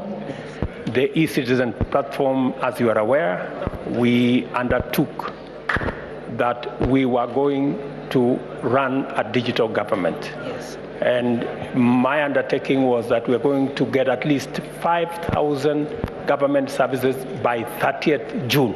Yes. Which is today. and I am happy that we have managed to cross the line. You know, we are at 5,080 and 84. 5,084. Our intention, you know, when we came into office, we estimated that government services were around 7,000. But I think after now starting the digitization process, there are actually much more. I think we are discovering government services every day that need to be digitized, and therefore it might go actually to between 9,000, maybe 10,000. Is that okay? Is that correct, Waziri? So although we have crossed the 9,000 mark, our intention is that by the end of this year, all government services, if there are 10,000 or whatever number they are, they must be on eCitizen platform. They must be available digitally. Yes. And part of what we are doing to make sure that as government government services go to the digital platform, citizens must also have access to the internet. Because if they are available online, and citizens cannot go online, then it becomes difficult. And that is why we are rolling out the 100,000 kilometers of new fiber optic backbone. We're also doing 1,450 hubs in every ward. We are doing 25,000 hotspots across Kenya, so that citizens can have access to the whole of that ecosystem. Now, let me ask you, the eCitizen platform with 5,000 now and 84 services, there is a dedicated government pay channel. Yes. 222, 222. Is that correct? Yes, 222. 222, 222. Yes. And the expectation of the government of Kenya is that all government revenue must now go through 222, 222, so that Treasury can have sight of every government service that is paid for. And I'm going to be making an announcement here that in the next 90 days, yes, all other pay bills, all other pay bills must be shut down. Because we have a problem of some of the pay bills that even we cannot account for. We have close to 1,000 plus pay bills all over the place by all manner of people, some of which we don't even have sight of. Yes. They must now be closed down, Yes. and all government money will be paid through 222 that goes to the treasury. Yes. And then the treasury will make sure that that whole ecosystem, if there is money going to A&A, they should go back to the respective ministries, departments, and agencies. Yes. What is KCB as the bank that is working with us? Yes. What steps have you taken to make sure that that whole ecosystem around 222 is safe and works for the people of Kenya? And what is the connection between you and Treasury in that system? Okay, so we are the settlement bank for e-citizens. So all the payments will end up in the government accounts that are held in KCB Bank.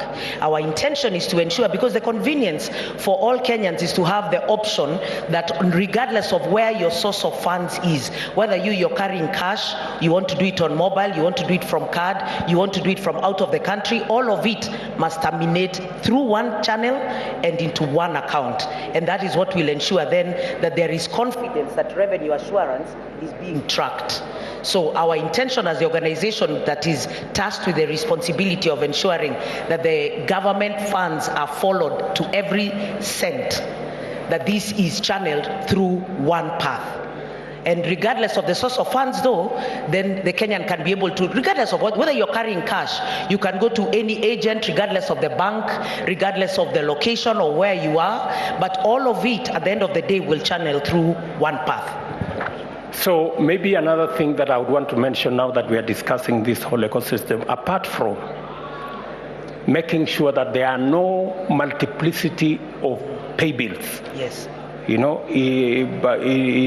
by government agencies, number one. Number two, all payments. No citizen should be told, go and pay for this service using this pay bill. No. No. All Kenyans must know, if I have to pay for a government service, it has to be 222, Yes. number one. Number two, even if I have to pay cash, somebody should not tell a Kenyan, go and deposit this cash in bank account X. No bank account X anymore. Yes. If it has to be in cash, go get the cash, get it into pay bill. Yes, go to the agent, put it in that pay bill. Yes, put it in that pay bill, and, yes, and so the that payment completes. we are all clear. There is no government revenue being put in accounts which nobody knows where it is going. Yes. For citizen to know that I am paying for a government service, Yes. Yes. it must end up in 222. Yes. All of it will be channeled through that one channel. Very good. And the holder of that account is Treasury. Yes. The holder of that account. The owner of the account is the owner of the account is Treasury. Yes. So the money will go to Treasury, Yes, or it will go to Treasury. KCB. It will go to Treasury. Yes. It must go to central bank. Yeah, the account. To channel it, yes. because the connectivity must be in place. Yes. That is what your bank is good for. Okay. Yes. Thank you very much. Thank you, Your Excellency. Thank you, Your Excellency. You are now entering the Ministry of Health. Hello. Welcome, Your Excellency. How are you? Fine, thank you, sir. Tabari. Welcome to the ministry. Tabari. Yes. Thank you very much, Your Excellency. This is the Ministry of Health, together with my PSS and my technical teams here. Your Excellency, one of your agenda is digitization. So what we have done at the ministry, we have developed our digitization vision board. This is how it looks like, Your Excellency, that you have already given us an enabling environment based on your pronouncements. And based on this, we are working together with the Ministry of ICT that has provided for us the national ICT infrastructure to ensure that there's connectivity through the local area network, wide area network, and fiber. We are working together very well, and they are assisting us even in development of our other areas. Your Excellency, at the middle here, this is the National Core Digital Health Services. And in this National Core Digital Health Services, Your Excellency, what you see in green, Kenya Community Health Unit Registry, Kenya National Health Terminology, Kenya Health Facility Registry, we have already achieved. That is why they're in green, to mean that we know all the facilities that are within this country under the Kenya Health Facility Registry. We also know the Kenya Community Health Unit Registry.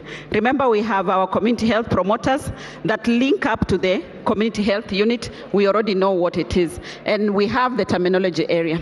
Your Excellency, we are working together with the Ministry of Interior so that we have the unique identifier. Once we have it, then we go ahead and continue development of the Kenya Client Registry. That the unique identifier from Ministry of Interior is the same one that a Kenyan will use to access services all throughout. Your Excellency, last week we launched with you the Human Resource Advisory Council. We want to have a registry of all health workers, that we know who they are, we know their cadres, we know how many years of services they have already done, when they will be retiring, and we can as well know how we transfer them from one facility to the other based on need. Your Excellency, all this done, we have a national shared health records. This national shared health records, Your Excellency, means if a Kenyan is accessing health services from whatever point, they don't need to move around with any kind of documentation. Remember, there are places that you go and you spend time kwa sababu wanafungua file. So we shall no longer have kufungua file. You have your unique identifier that you walk through, and the records here are shared. Should one be transferred from one level of service to the other, they will find their records there. Your Excellency, on this other side, we have what we call the support services, where we have the electronic claims management system. The issues that we are having at NHIF, Your Excellency, those are going to be a thing of the past. Because as you move through the services, there is an invoice that is being generated automatically. Your Excellency, it is based on the costed items that we did. We have an itemized invoice. So the people here, their work is just to do claims management. Then we have telemedicine, Your Excellency, and we also have the National Logistics Supply Chain Management Service. This is where our KEMSA for health products will plug in. All the brokers in between, we are working towards removing them, Your Excellency. On this side is what we call point of care. And Your Excellency, you'll be pleased to know that one of our national referral hospitals, Moi Teaching and Referral Hospitals, you can book for an appointment online from your phone. You go through, you find they are prepared for you. Every point of care that you go through, your name and your details are already there. That is what we call point of care that will take care of inpatient and outpatient. Your Excellency, we have ICHIS. This is our app for the community health promoters. We have already trained them. They'll be collecting data. All this data then filters through to the national shared health records. We have a digital kiosk, Your Excellency. This digital kiosk is meant to create employment for the many qualified health workers who do not have a place to practice, that through their gadgets, then they can link up and even provide services to patients. And lastly, we have other point of care. Your Excellency, all this that you see here is the Kenya Health Interoperability Services. To mean all facilities, including Nairobi County, they have some form of digitization. But now we are providing this platform so that they are able to link through. Our aspiration, Your Excellency, is that all Kenyans will own their records. Besides owning, they will control who accesses and how they access at each point of care. Let's go to the next one. Your Excellency, this is a patient journey. Should one get unwell, this is where they start from the community level through our community health promoters, through this application eKais. And all this is logged onto eCitizen, Your Excellency. They come to the facility level where they are provided for services. Depending on the level, it could be level 2, level 3, up to level 6, where there is referral. Your Excellency, the previous I showed you, this is now electronic claims, where our reformed NHIF is going to be, and the other social health insurance scheme. Your Excellency, then we have the back to the community for those who need rehabilitation services. They'll be sent back to the community, and we have our shared health records. Your Excellency, we have moved further at the ministry. We have a total of 28 active agencies. Of the 28 active agencies, 12 have already onboarded on eCitizen. We have mapped out all the services that we need to onboard on eCitizen. Almost 590 are mapped, but 414 are already linked on eCitizen. Let me allow my PS to demonstrate the other two. Thank you, Excellency. Just to demonstrate to you, we have a few of those services that have been onboarded. One is through Damu Kenya. We call it Damu KE. The Damu KE is an end-to-end management information system that automates workflows of the management of blood and blood products from vein to vein national, meaning from the donor to the recipient. The system facilitates track and traces assuring the transparency, accountability of the donated blood, because we want to make sure that that blood that has been donated is accounted and can be traced back to who donated this blood.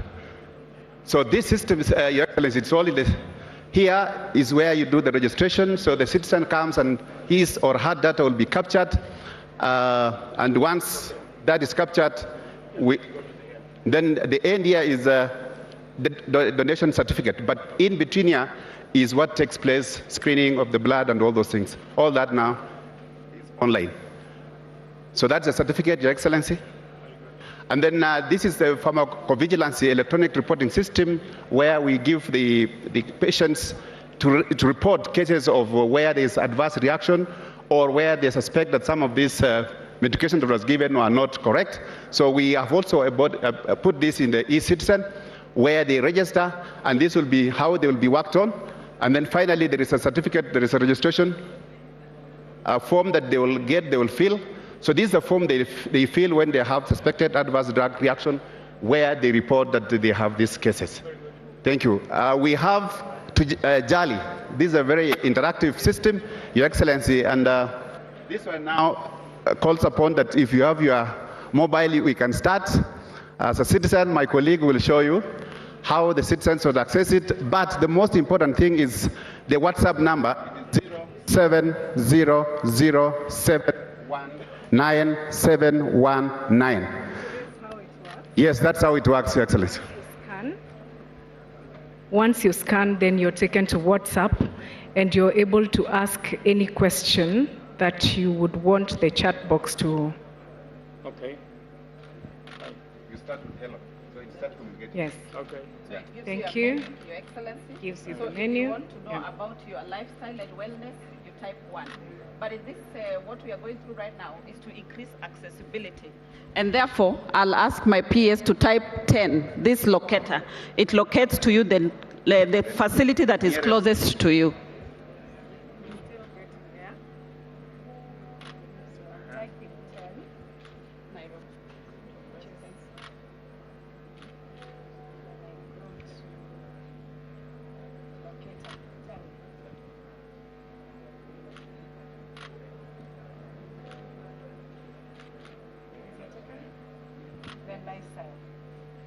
No locator. No, we've already typed there. It is there. It gives you a link. A link that you can click on.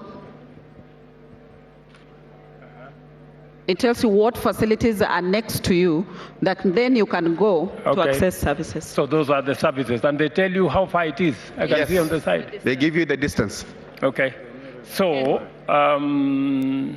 Waziri and your team, what is very important to the ordinary person pale nyumbani ni kujua hawa community health promoters, yeah?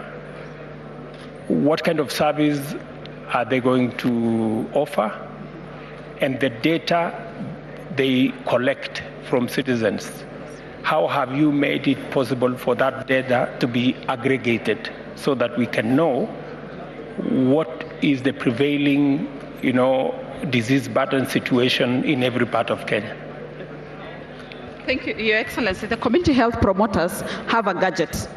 On that gadget, we have an app. The gadget will be supplied by the government of Kenya. By the government of Kenya, Your Excellency. The over 100,000 community health promoter, each will have a gadget.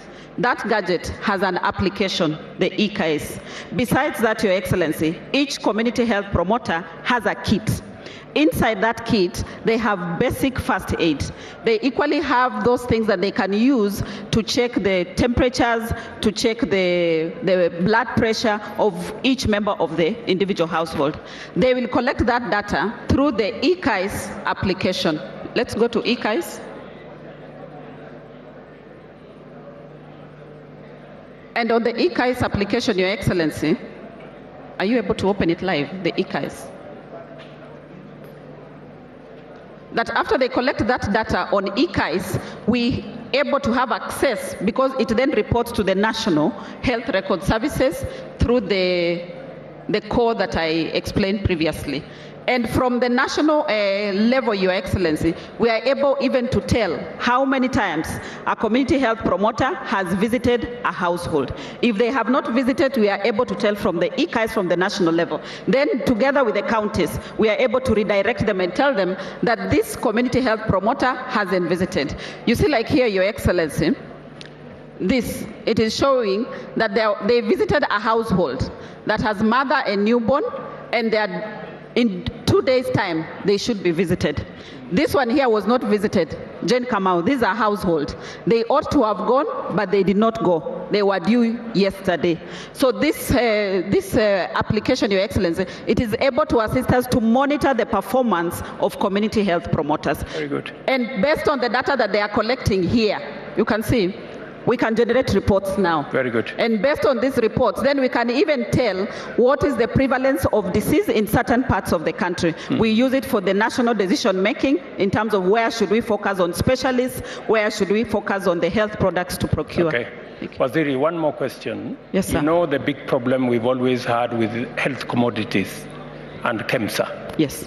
How is this process of digitization, which we discussed, how will this process of digitization assist us to get rid of the challenges we have at KEMSA? Thank you, Your Excellency. Now, on this core, Your Excellency, we have point of care.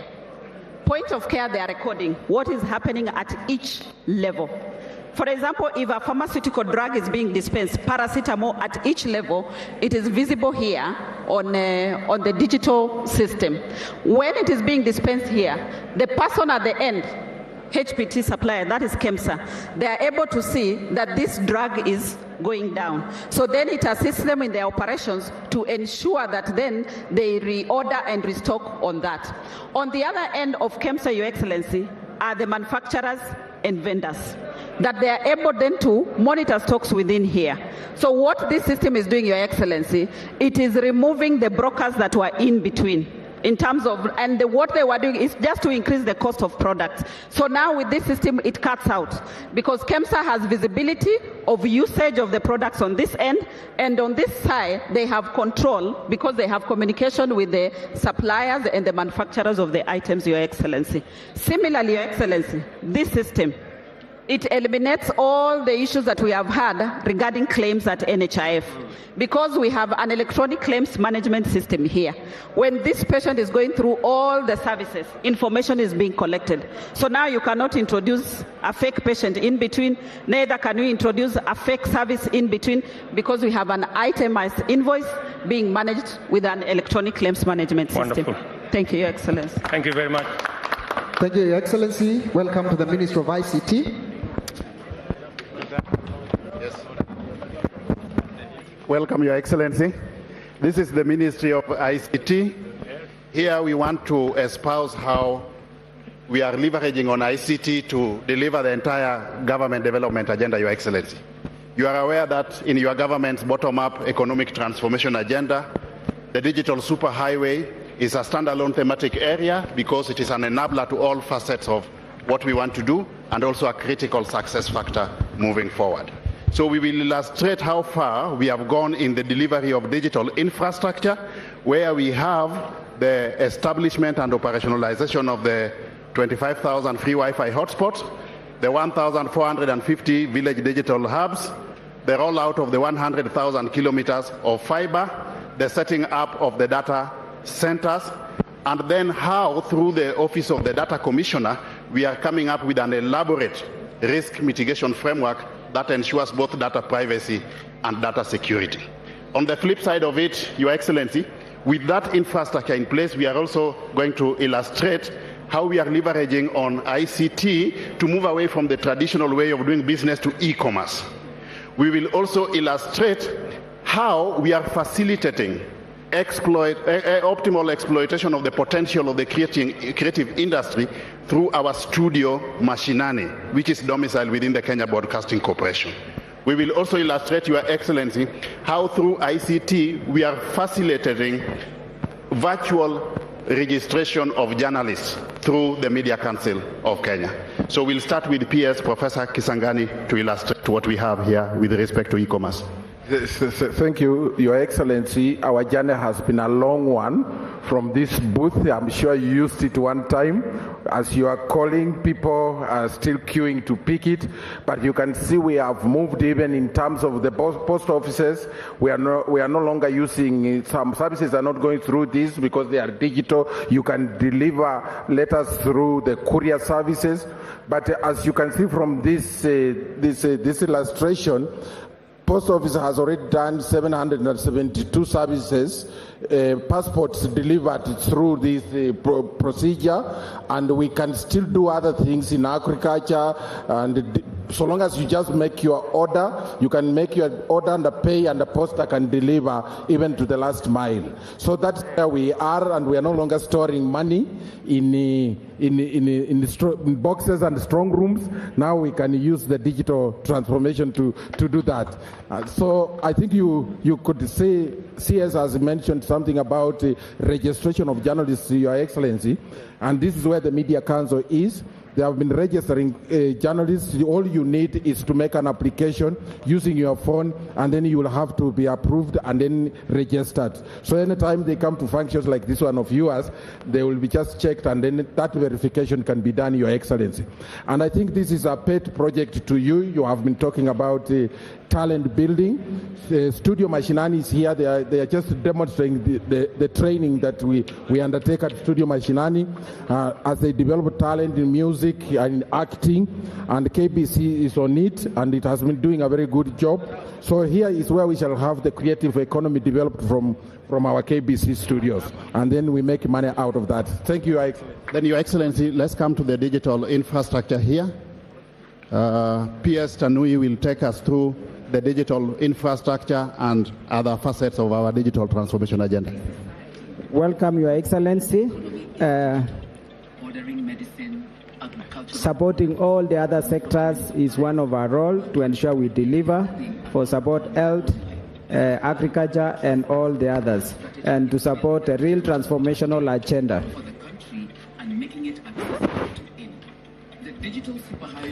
This, we are building the infrastructure across the country, the 100,000 kilometers. We have identified all the points that we are going to deploy. And we are going to work with private sector and also public sector institutions. And the main 5 points, Your Excellency, on the digital superhighway are this: rollout of 25,000, 1,450 automation of government services, implementation of the physical addressing system to support e-commerce, and digital skills that will focus on jobs and entrepreneurship. Your Excellency, to ensure we connect effectively, we are going to also explore new solutions like this satellite solution. One of the satellite solutions that can be used where there is no fiber will connect.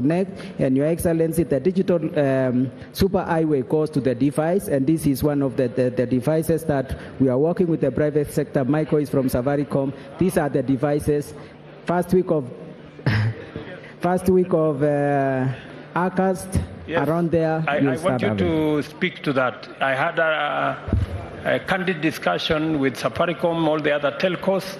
You people told me 28th of July, you will have the first rollout of the $40 smartphone. Can you speak to that? Your Excellency, thank you for your patience and your memory. So these are the sample devices that we are working through. That is the 6.5 inch, and that is the 5 inch. So this is the entry phone, entry smartphone, and this is the 6.5 smartphone. These are actually the test devices that we're working through testing and to be submitted for formal approval from a testing perspective. From a timeline perspective, we are working through. Oh, sorry.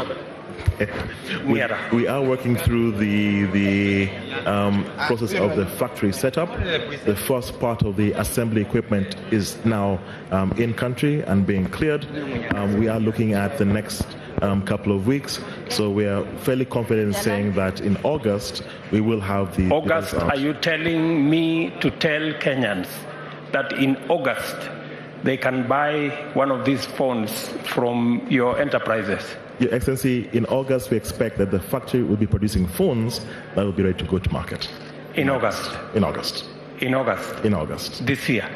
August 2023. Okay. Thank you. Said it. Your Excellency, to grow the digital economy and attract investment, we have the Office of the Data Protection Commissioner. She can speak about some of the things she's doing. Thank you, Excellency, and welcome to our stand. Our role as the Office of the Data Commissioner in these two spouses, the digital economy.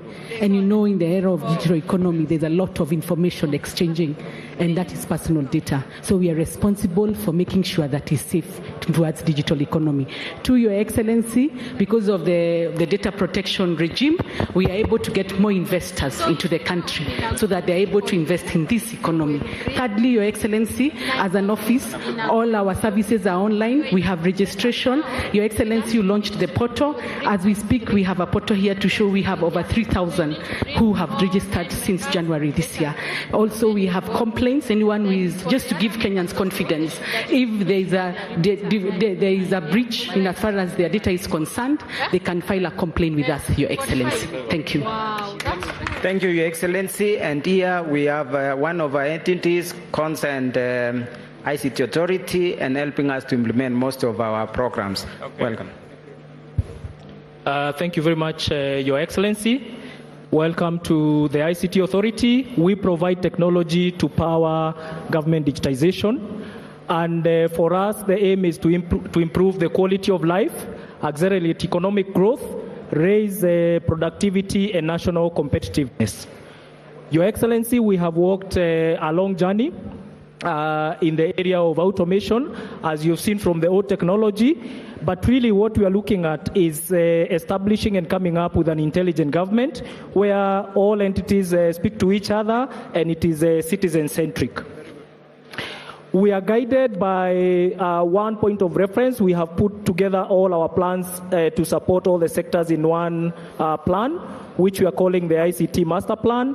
And this plan is also providing investors with opportunities where they can be able to plug in the sector. We do have, under the plan, 4 key pillars, Your Excellency. Our PS has spoken to the digital infrastructure, the work we are doing on the rollout of fiber and Wi-Fi. But today, tied to our launch today, is the area of the digital services, Your Excellency. Digital services is anchored on a number of pillars. And what we see as the e-citizen system is a one-stop shop for government. But below it, we have established, and we are in the process of establishing a number of pillars. One of it is the digital identity. Then we are also supporting all the government agencies in automation of their records and digitization of those records. And then also providing the government systems which will then help operationalize the digitization. Your Excellency, just to take you back quickly, the other 2 pillars, one is on digital innovation and enterprise. For this, we have done e-commerce portal, which as we deploy the public Wi-Fi, the people in the markets can go in as a marketplace, and we are going to show you just quickly how that works. We realize that as we deploy this technology, and we onboard services and we avail services online, we need to empower our people for them to be able to utilize these services and also skill the public sector for them to deploy and serve our citizens. So, Your Excellency, we will just later on show you. So my question to you is exactly on that lady there. Can you go back there where you are? Have you just come from? No. Yeah, here. You remember this, so what, because you've talked about digital skills, right? And e-commerce and digital jobs, yeah? Digital opportunities.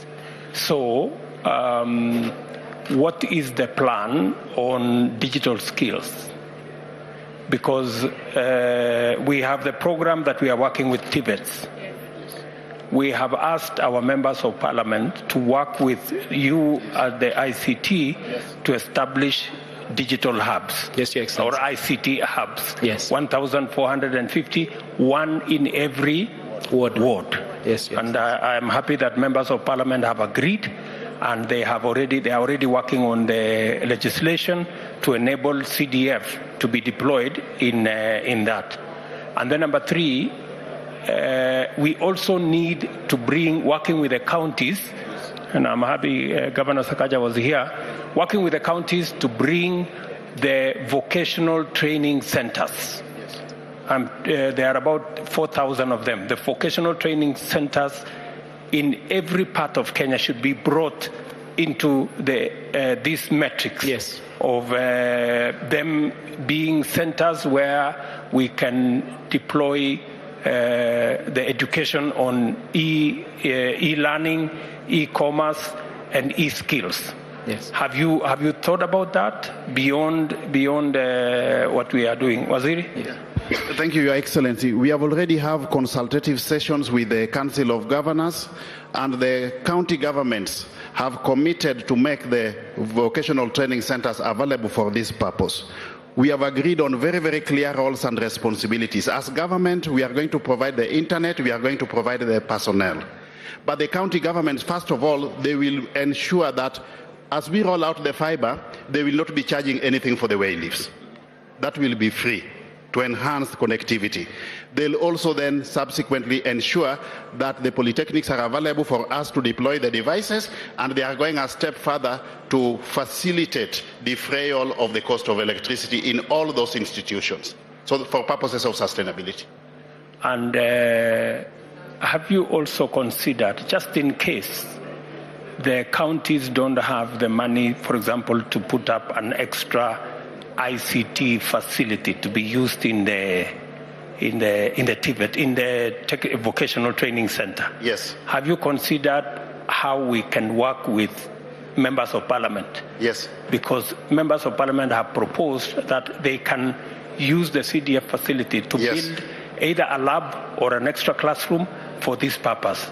I would suggest that you explore the possibilities of, just in case, because many of these facilities may not have the requisite infrastructure for you to deploy the internet and the e-learning facility. Again, Your Excellency, that's work in progress. In fact, it is at the very tail end. We have had consultations with the members of parliament through our ICT committee of the National Assembly and the ICT committee of the Senate.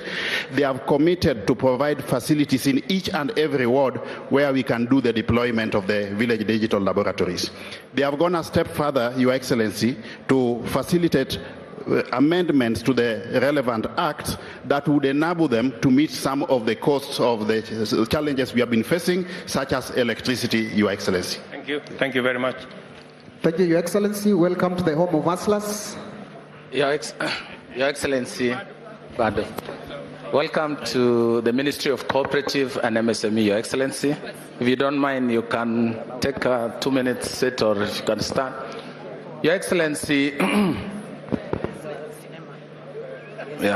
you can choose. You can choose. Prime, the Deputy President. And Your Excellency, you gave a promise to Kenyans that government of Kenya will be able to budget and allocate 50 billion shillings per year. Your Excellency, this is about financial inclusion, financial literacy, digital literacy across the country. Today, that time, Your Excellency, we were talking about simulation. Today, we are talking of a story.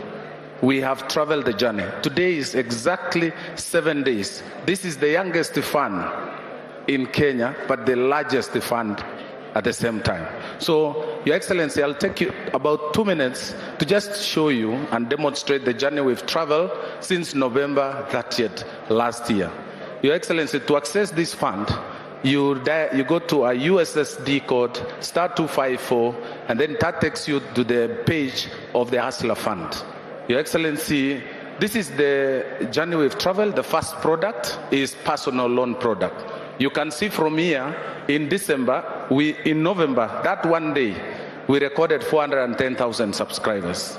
In December, we recorded 16.1 million subscribers. Over time, this month of June, 210,000 were subscribers. In total, Your Excellency, we have been able to register borrowers. 17.2 of those 20.56 are borrowing currently under personal loan.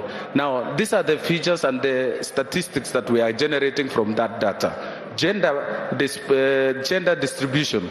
The men are 53%, women 47%. And I think that's about training. We need to do training because I believe women are could be the biggest beneficiaries. Look at the phone type. The feature phone is 55%, meaning truly the borrowers are hustlers, and the smartphone is 45%. Now look at also the distribution in terms of counties. The lowest county is 51,000 subscribers, and the highest, which is Nairobi, is 2 million subscribers, which is almost related to the population distribution across the country. Also, it tells you the fund is equitable. It spreads across the country. Next page, please. Now, the personal loan product, this is the repayment. The county of Nyeri are good people, generally, in terms of payment and honoring debts. And you can see from this number, 76% are paying, Kiambu and all the way. That is how the payment and the demographics we are generating. Now, you go to the next one, the group loan product. Your Excellency, on the 1st of June, during Madaraka Day in Embu, you launched the second product. The number of groups we have been able to register so far, as of today, this morning, is 273,746. The ones that are active and ready to borrow are 26,220, meaning 9.6 of the groups that have been formed. The average, the number of members is approximately 1 million who have borrowed. Now, the ones who have been approved is 6.7, the one undergoing approval is 333. The average ticket, the average loan which has been disbursed is 77 million, and the number of loans that have been issued is 11,000, and the groups that have borrowed are 11,431. Now, the other information we are getting, the average ticket now to the groups is 6,739, and the highest ticket, the highest group that has borrowed is 54,000. Our journey is to move from, our highest ticket will be 200,000 when the groups attain their limit. The loan repayment, we've also recorded. Now, when it comes to group, you see the disparity widens. There are more men who are borrowing under groups, 58%, women are 42%. Basically, we think it's about training, sensitization, and capacity building. Now, look at the average age of borrowers. Over 18 to 29, the character and the age of the group is 43%. Basically saying these are youth. And then you go to below 50%. You're saying 70% of the borrowers are below the age of 39? 39, yes, sir. That is 70%? 70%. When you go to the average ticket size, yes, our plan was they should borrow between 20,000 and 200,000. 200,000, excellent. So the highest at the moment is 54,000. 54. Is that's the highest ticket so far? So far. But they are on a journey. As they borrow and repay, we keep changing the limit and raising up. And I believe and again, it depends on the group. If the group has it's made of members who participated in the first Hustler Fund. So if you borrowed and paid on time, then your credit score is very high. So the average of the members gives you the limit for that group. So let's go to the next page, please. So registration and formalization, you see we have this e-certificate from MCEA as part of onboarding, and there is a graduation we are building and partnership we are forming. If you allow me, let me allow the PS to just take us through the formalization and partnership. Thank you. Thank you so much, Your Excellency. This has proven to be the most productive digital financing product across the globe. So here, the story we are telling here is that all the Hustler Fund beneficiaries with positive credit score can now be graduated from the personal loan to the second loan which you are having right now, product which is Chama. And then in the next 2 months, we'll be launching the SME loan and also the startup loan. But again, there is an opportunity now to graduate them based on their positive credit to the Youth Enterprise Fund loan, to Wezo Fund, and also for those ones who are interested in borrowing loans to invest in the manufacturing sector, to the level of 20 million shillings, they can also access through KIE without necessarily providing collaterals, because now we are building a culture of credit score. Let's move on. And again, through this product, we've been having conversation with a development partner. The financing gap in Kenya, as far as MSME is concerned, is 20 billion USD. And now they are willing to take on board all the Hustler Fund beneficiaries, the 20 plus million Kenyans who have subscribed through that and have registered credit score. We scaled them up so that they can move from micro, small, medium, and eventually to large enterprises. So far we have commitments, we have commitment from the World Bank. We are working on the 3 programs with them, which will benefit the Hustler Fund beneficiaries who have positive credit score. We have KFW, who have put in 3 billion Kenyan shillings to support entrepreneurship development, again, of the Hustler Fund beneficiaries. We have ADB, JICA, EU, and many other partners coming on board. And also we've had expression from the commercial banks, including KCB. In fact, KCB were asking us, when can we start lending to these 7 million regular borrowers of the Hustler Fund? And we are working out that. We are nurturing a culture of credit score. As you know, we didn't have that culture. Already the 7 million Kenyans who had been listed in the credit bureau have now successfully been rehabilitated, and now they can be integrated back to the economy. We are also working with the private sector to create a reliable credit score based on alternative data driven by opportunities. For example, those who are investing in our priority value chains, dairy, leather, building and construction, can now have a metric that can support them to access higher. And Your Excellency, here we are promoting a saving and investment culture. I didn't see you with your phone because you were first Hustler Fund beneficiary. You would have checked your saving balance. But I know Mheshimiwa Lelengemit can be able to check. She has been a very good borrower. As I take His Excellency through this slide, start checking your saving balance for us. And here so far, through the mandatory savings, we've been able to mobilize about 1.6 billion in just 8 months. And also, we can talk of voluntary saving, which we just launched 3 months ago, that is now has risen to 60 million. Through this culture of saving and investment, we are asking our hustlers can now invest in housing, can invest in health insurance, in education, and any other program that can benefit them in future. We are now, Your Excellency, through this particular progress, we are now transiting our society from social protection to social security. Market linkages, again, Your Excellency, we want to create a virtual market to enhance access to market both local and globally for over 20 million MSMEs that we have in Kenya. Thank you. Thank you, Your Excellency. Thank you very much. Maybe the last one is the power of partnership, public-private partnership. Without the private sector, Safaricom, Airtel, Telcom, KCB, Family Bank will not be where we are. So we are showcasing the power of public-private partnership. And that platform we are creating will create e-commerce. 20 million people can create a powerful e-commerce. The aggregation centers we are building in our counties will be a very good area where we can also showcase the Hustler Fund. Your Excellency. Thank you very much, Waziri. I think the success of the Hustler Fund that is built on a digital platform speaks to the whole of government approach to digitizing government services. 20 million Kenyans, 17 million borrowers, 7.1 million regular borrowers on the Hustler Fund have been able to transact with government, with the Hustler Fund, without knowing anybody. They didn't have to go to no office, They didn't have to speak to nobody. They didn't have to pay no one. Each and every member of our society has been able to access, and the numbers are here. They speak for themselves.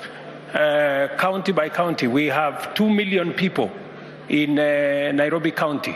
We have 1.1 million people in Kiambu, 848 million in Nakuru, all the way. Kwale, 270,000, not million, 270,000 people. Nyandarua, 200,000 people. Elgeyo Marakwet, 140. So all these Kenyans, Homa Bay, Migori, 322. Taita Taveta, or that's what? Trans Nzoia, 327. Embu, 278,000. All these Kenyans have been able to access this financial government service without having to talk to anybody. It is the same reason why today we are launching another 5,000 government services that will travel the same journey as the Hustler Fund. You don't have to know anybody. You don't have to go to no office.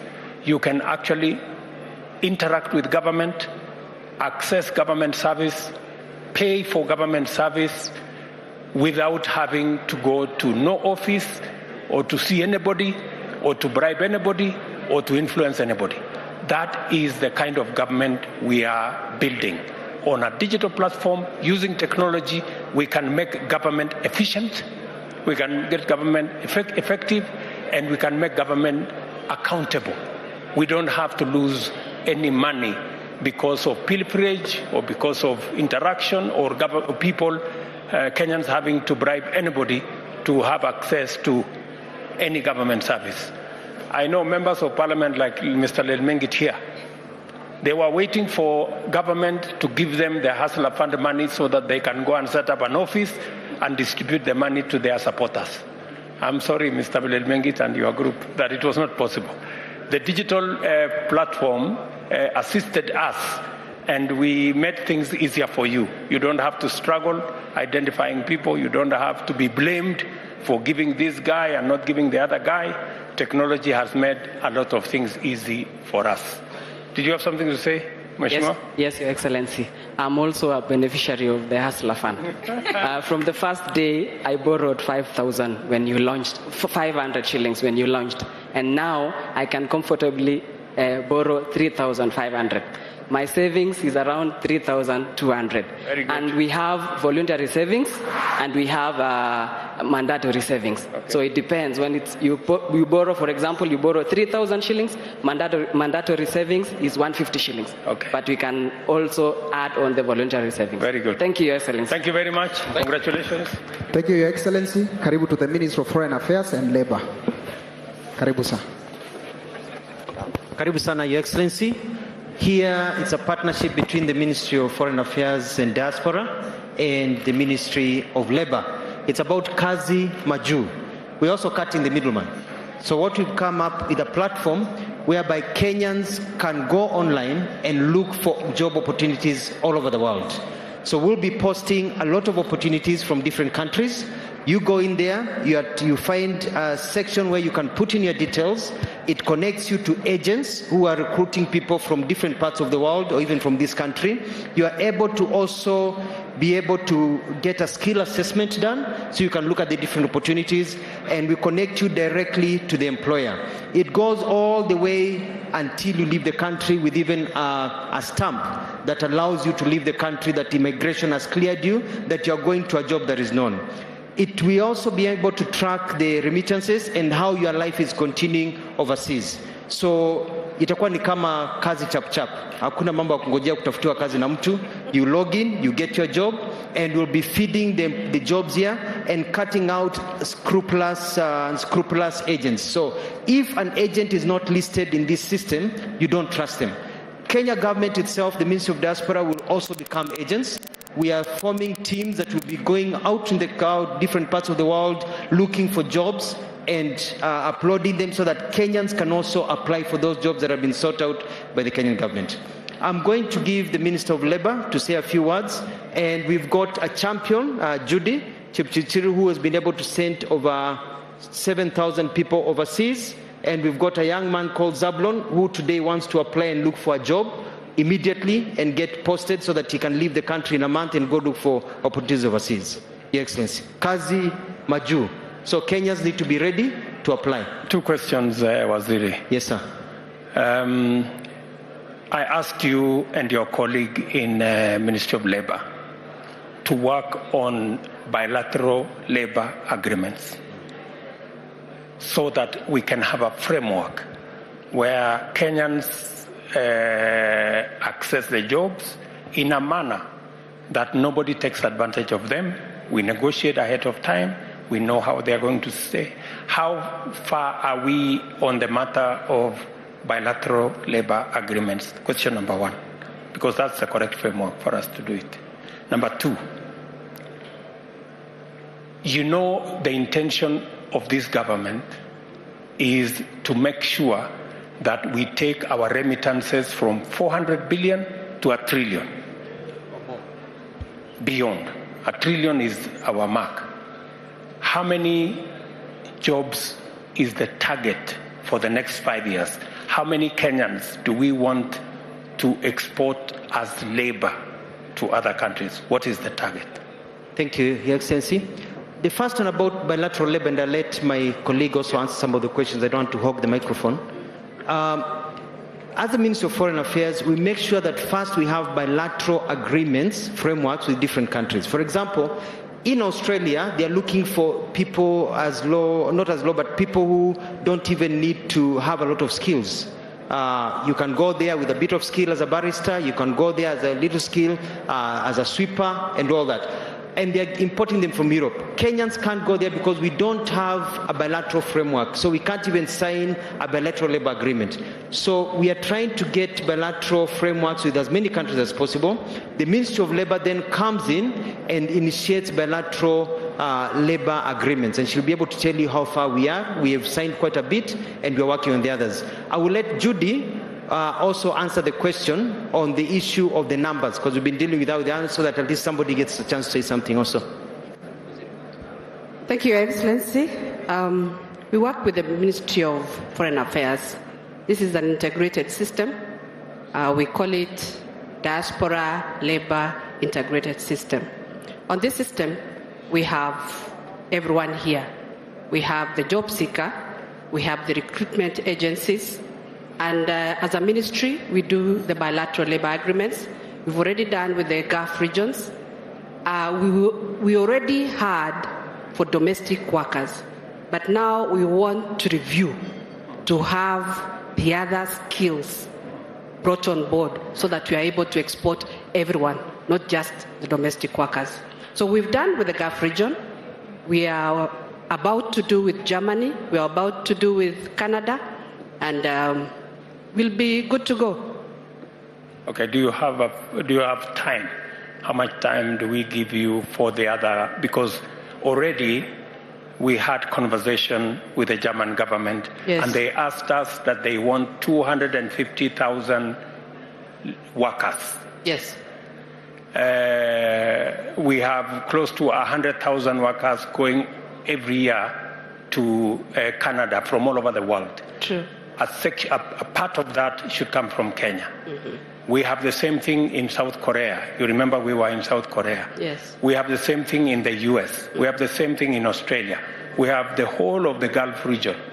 So, and I want you to speak to the fact that the only reason why we have all these problems with the domestic workers is because that was the only labor agreement we had. True. We have more people in Kenya with better skills, with more skills than domestic workers. True, Your Excellency. But we didn't provide for a framework. The other skills. The other skills. Yes. What are you doing to make sure that the other skills are included in that exercise? PS has been working on the bilateral labor agreements with the other technical teams from the other countries. Let him Please, speak about PS. That is correct. Thank you very much, sir. In the recent past, we have moved towards professional and skilled cadres. We have sent out 10 BLS. Bilateral labor agreements to different countries, including Poland, Australia. Next week we have a meeting with Germany. We already sent them a proposal in the form of a BLA. There is a meeting between Waziri and Canada next week, the Canadian High Commissioner on the Canadian jobs. So we are making progress on that front. We need, on average, 3 to 6 months to negotiate and to conclude all these BLAs that are already in those countries. Okay, jobs. How many? What is the target? How many jobs are we targeting? At the moment, we can per month we'll be doing about 25,000. But if we ensure that the BLS in those countries go through, then we'll be able to get about 800,000. Can I take it from you, Waziri, the two ministers and your teams, that by the end of this year, we must conclude the bilateral labor frameworks and the bilateral labor agreements so that we can open the opportunity for the millions of young people in Kenya today who have different skills, out of college, out of school, out of university, to access digital jobs that are available globally. Can I get an undertaking from you? Yes, I give you an undertaking that by December this year, it's going to be a different playing field. And it's not just about, we have to provide opportunities for people to find the jobs. We're also doing a bit of training because they are competing with other nations, Philippines and others, for people to be able to qualify for the jobs and able to compete with others and get the employment. But also with the bilateral agreements is also to get good packages. For example, you find in some countries, if your passport is from a European country, you get, let's say, for example, 100,000 shillings. But if your passport is Kenyan, even though you're doing more work than the person, same qualifications, you're getting 30,000 shillings. So we are trying also to get an equity for our people so their rights are also not abused in that way. But I give you an undertaking, Your Excellency, that by the end of this year, we'll be looking at those numbers of an average of about 85,000 people a month going overseas. Can we listen to somebody from the private sector? Thank you, Your Excellency. For us to be able to grow our remittance to $1 trillion, we need to look for job opportunities out of the country. And we do have a plan that we've laid down on the strategies on these jobs, how the projections has to come out so that we achieve. And we gave you a proposal that for the ceiling 2023-2024, we are looking forward to create 1 million jobs so that for us to be able to grow our remittance. And we have the framework that we've started as agents, and we are working with the ministry so that we achieve that. Thank you. What do you need to do? You are among the agents who are scouting for these jobs, right? Yes. Now, what has been the problem in the past between the agents, the government of Kenya, the jobs, and the other countries? And how have we addressed it over the last couple of months? Thank you, Your Excellency. The problem that we had before is because the government was working in silos, where they were working and having information on their own, and the agents were on their own. But now, the recent few days that we've come together, we are working as a team, whereby the ministries sent us the information to where we are able to move. And we are on this other end telling the government where we need to look for jobs. Yep. So there is now a collaboration. Under the framework we said, what was that framework we called it? Foreign employment? Labor Export Acceleration Team. Labor Export Acceleration Team. Yes, thank you. Make sure that we bring together the agents and the opportunities they have access to, and make sure that government facilitates the skills, to identify where the skills are, connect them with the jobs, and be able to export labor. Is that correct? Yes. Very good. Thank you so very much. Thank you. Thank you, Your Excellency. Thank you, Excellency. Karibu to Visa, Your Excellency. This is Visa, Your Excellency. This beautiful lady is going to take you through. Your Excellency, welcome to the Visa stand. My name is Eva, and I look after the Visa business in Kenya. First, congratulations on enabling over 5,000 services on eCitizen. We didn't think it was going to happen, but we're here today, so congratulations for that. But over and above that, we are a partner of eCitizen. We are powering the eCitizen platform through our secure payment gateway, CyberSource, that makes it possible for cardholders, whether locally or internationally, to pay for government services online. But as we are part of this transition journey, we are working with the Directorate of e-Citizen to enable technology, to provide financial resources that will help create awareness, that will help create thought leadership, that will help advance the platform so that there is more access, and it's an engaging platform for the government to engage with the citizens. But the other thing, and I want to just take a minute of your time to talk about, is what Visa has done. As Gava goes mkononi, Visa has also gone mkononi. So we are now making it possible for hustlers to accept digital payments on their mobile phone. And that's what I want to take a minute to show you how we're doing it. Because if they can't collect, if they can pay if they can sell digitally, then they can pay for government services. Yeah. Thank you so much, Your Excellency. My name is Paul, and I'm happy to take you through how a small trader or an hustler or any other businessman is able to receive payment digitally and at the same time also be able to pay out the payments digitally.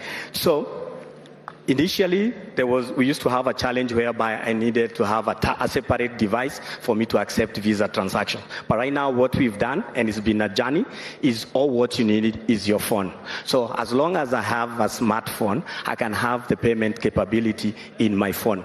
Now, with that, it will enable my customers, whether I'm a Boda, I'm a Mama Boga, or I'm selling a shop like this one, and people are buying sodas and bread, they'll be able to pay digitally on my phone. And then when I receive the payment, I'll be able also to make my payment, either it's my suppliers and other payments. So for example, thank you so much, Your Excellency. For example, if I'm in this shop here and you're buying bread and let's say some soda and some water, then I'll just go to my phone.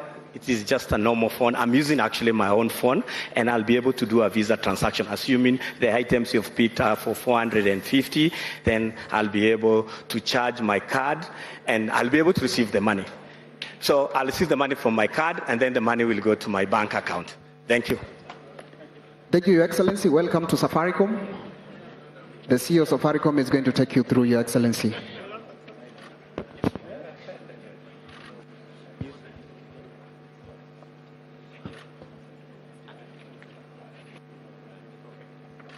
Yes, welcome.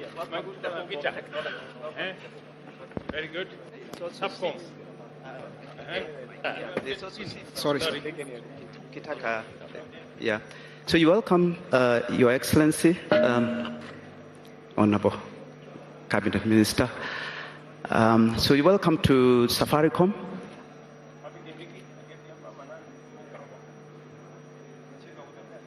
Yeah, so you're in the home of technology. First, I want to congratulate you for the big progress in terms of digitization and going over the milestone of 5,000 transactions, or rather services to the citizens. I still remember in November on 30th, when you were sitting asking me a question just before the launch of Hustler Fund, and you asked me the question, Peter, how do you feel? I told you, I hope the system will work. So I hope that I can demonstrate we have the capacity, but also it's secure, that it will work. So we are ready to be the platform that fuels and supports the whole digitization. We say it's about driving digital transformation through connectivity, because people have to be connected to the internet, through fintech, which is about payments and also credit, and also IoT and ICT, which is about solutions that allow digitization to work. So I'll start with the fintech side, which is the M-Pesa side.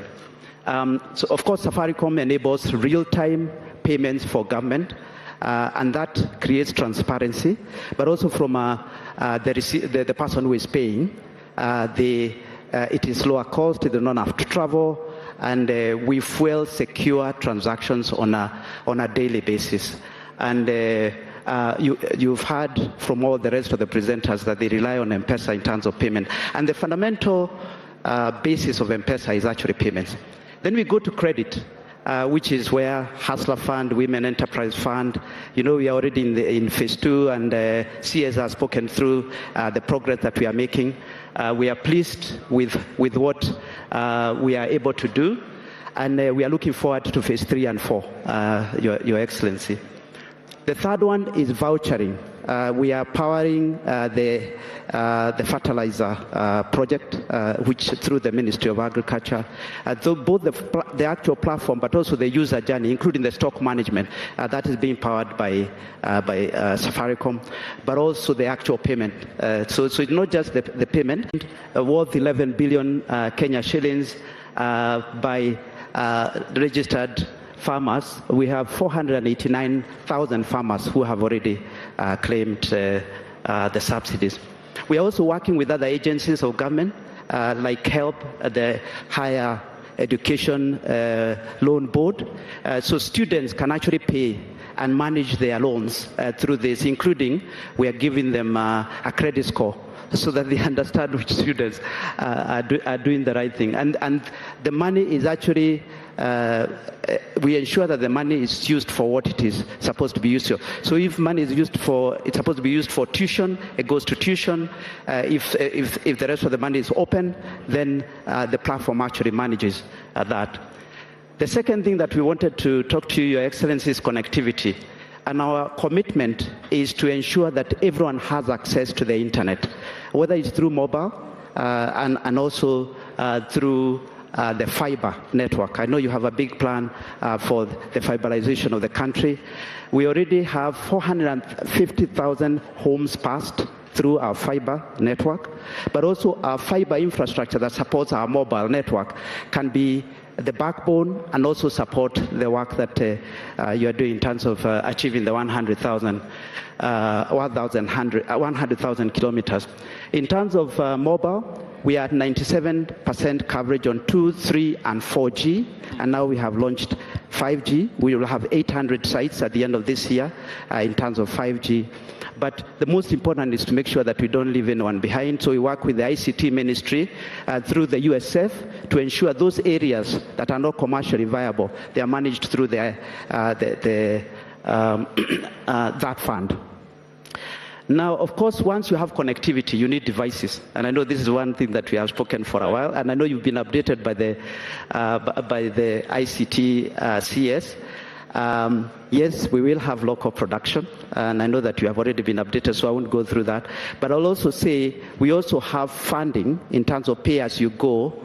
We call it Lipa Mdogo Mdogo, where a customer pays 500 shillings deposit and then 20 shillings off their M-Pesa every day, and they get a phone at the end of the period.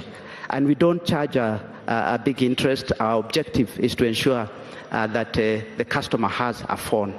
Because if they do have a phone, then also our services are secured through that phone. On that particular issue, Peter, first, let me say the following, that I very sincerely appreciate the partnership of Safaricom in all the areas you have mentioned. We did the Hustler Fund, and together with the other telcos, you led the way, and we appreciate that system. When I asked you that time, my worry was with a kind of avalanche, the system could have gone either way. But I'm happy that Safaricom has stabilized that system and it's working. On the e-voucher for our farmers, it is something that we have been discussing as government for years. I am very happy that this year, working with you and the other players, we delivered fertilizer to farmers on an e-platform, and all the other achievements we have made together. Two issues, Peter, and I want to, this is a discussion I have had with your Boniface, this man who has been to my office so many times and has been very useful. The smartphone. My good people there from ICT told me that August we will have the $40 smartphone. Is it 4G or 5G enabled? It is it's 4G, 4G. Smartphone, because that's the entry point for proper internet access. Correct. So it will be, can I confirm again to you for the second time that in August we will have a rollout of those smartphones? That is correct, Your Excellency. I can hold you to account on that? Yes, that is correct. And on top of that, yes, you're making things even better. You're telling me that 5,400 Kenyans don't have to pay for it at once. Can they buy that phone, lipa mdogo mdogo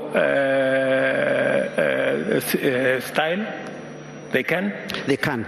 So they can have the option, yes, of buying through lipa mdogo mdogo. They can buy it cash if they want. Yes. But they can also have the option of going through the credit. So this smartphone that will allow many Kenyans to access all these services can be available. They pay down 500 shillings, pay 20 shillings every day, and own the phone finally. That is correct. That's correct. Yeah. Wonderful.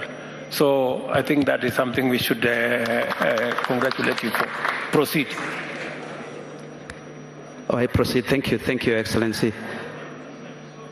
And also, we also appreciate your support in helping us work with the various ministries, and we continue to partner with everyone, both at a national level but also at a county level.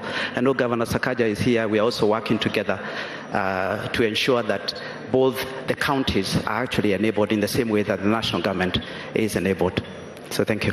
Finally, Peter, you have 250,000 network around the country of, is it agents? We actually have 295,000 M-Pesa agents. M-Pesa agents across Kenya? That is correct. These 295,000 M-Pesa agents, can they also have the government app, these 5,000 government services? Can they be available at each of your agents' spots? Yeah, in fact, that was the next point I was going to say, that we are happy to support the ministry and also your government in opening up the network, the agent network, to be able to serve Kenyans by having the ability for a person to go and visit, the agent. We'll work with the ministry to work through the process of doing that. So whether it is 295,000 or it's a smaller number, we can work through that so that we make sure that those agents are also trained to make sure they can deliver the services. But there are points of sale that can allow citizens who go there every day anyway for M-Pesa services to access government services. The second aspect is on our M-Pesa Super app. Now on the smartphone, we have 8 million customers who have already downloaded the M-Pesa Super app. So they don't have to use USSD. They can actually go to the M-Pesa Super app and access the e-Citizen. So we'll put the e-Citizen as a mini app on the M-Pesa Super app. You can see the Hustler Fund mini app is already there. Now we'll be able to put the e-Citizen as a mini app on the M-Pesa Super app. Just to give you an indication, about 7% of the revenue that M-Pesa comes from the app itself. It shows you just how important it is to actually give people smartphones, because they do more with their lives. And you can see they have many other services that they can access, including credit and other lifestyle services. And then the final thing that I want to speak to is on hosting. We host the e-Citizen platform in a secure cloud network for us that is owned by Safaricom, and that is very important. That's why M-Pesa is very stable and reliable. So we host the e-Citizens in a way that is secure. So as we digitize the ecosystem, it's important to emphasize security. And we have one of the best cyber security defense center at Safaricom. We have had a lot of banks and everyone stealing our people because we do have very, very good skills on the cyber side. We also are now looking at IoT, which is Internet of Things, working with, say, utility companies or transport companies. This is how you connect devices so, for example, on non-revenue water, we are working with EDOAS, for example, as a test and as a pilot to make sure that they can get a solution that allows them to reduce the non-revenue water. We can work with the Port Authority and others in terms of, and even the KRA in tracking transport. Good. Thank you very much, Peter. I think that's quite a good story. And I agree with you that cybersecurity is going to be the next big thing. As we transit government services onto the digital platform, we must be careful that it is secure.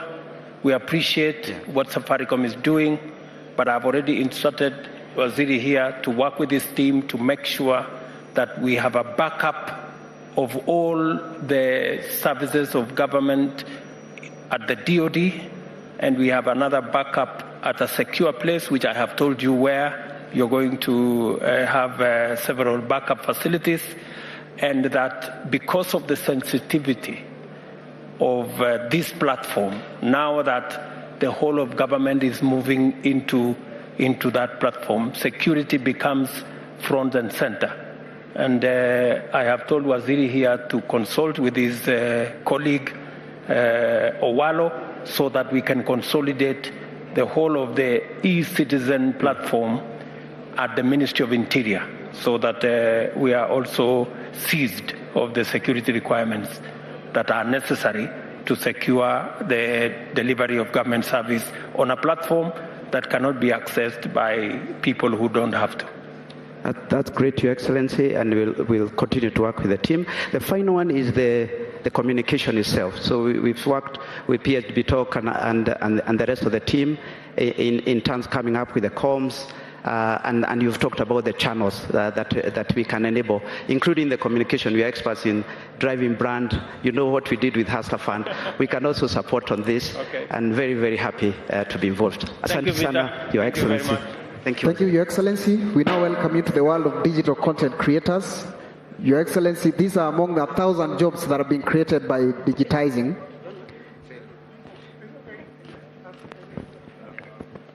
Your Excellency, karibu sana. This here is Phil. He's a top film content creator, and he has an online radio show that is live already, Your Excellency.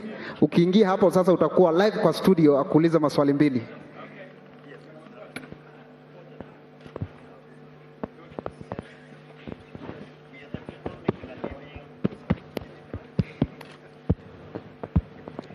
We are the people making a living out of the internet connectivity and digital content creation. And on this channel, we just have conversations with men and women who've achieved success so that we understand the path that they took. Tunataka kujua, how does one man out of 50 million Kenyans become the president of the Republic of Kenya? What constitutes, what's the DNA of such a man? Is it their upbringing? What virtues? What culture did you have? We want to know, how did you get here? How did you achieve success? First, let me tell you, I'm just an ordinary Kenyan, like all other Kenyans. You don't have to be special, you don't have to be super, you don't have to be genius, you just need to be a simple Kenyan to be able to get where others get. And let me also tell you that we're all equal, both before God and before our Constitution. And you don't have to be special to achieve, or you don't have to be extraordinary to achieve extraordinary things. You can be ordinary, but still achieve extraordinary stuff. And being a leader is just like being an artist. I would also ask you, how did you, out of 50 million Kenyans, be the special guy that you are in your field? So it's just all of us are special in our own way. All of us have talent gifted differently. Not everybody can be president. Not everybody can be an artist, a good artist like yourself. It is just the paths people choose. But that does not make you extraordinary or special. It's just that you have an opportunity. God brings opportunities across. Hard work, determination, focus, drive, passion, takes you there. But you have to be available to do what you must do. Let me say this, that those of us who have the privilege to serve in certain categories, it is not because we are special. No, it is because we have opportunity. Very many Kenyans can do the job I do. Very many Kenyans can do the job you do, right? I consider myself privileged that out of 50 million Kenyans, I am today president. It's not because I am special in any way.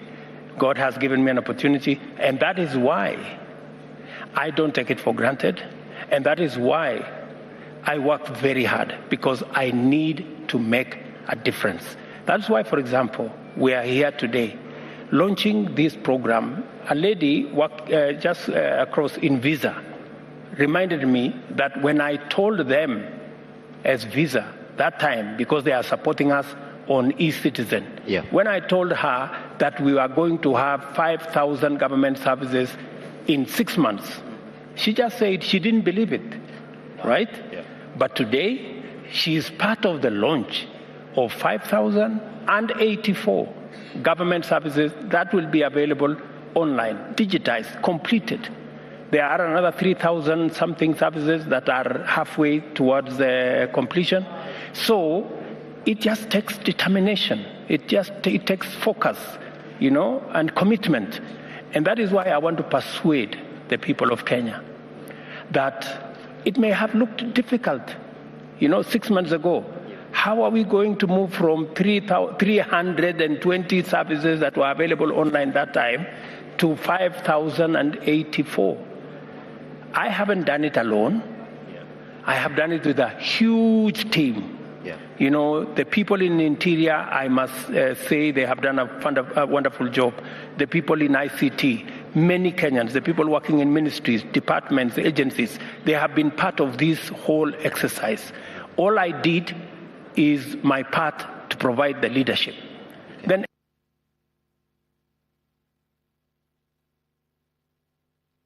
that we can go places as Kenya if we provide the required leadership.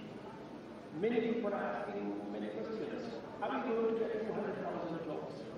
Are we going to 200,000 houses? Are we going to get a million jobs? I want to tell the people of Kenya, it is possible. It is doable. We just need to.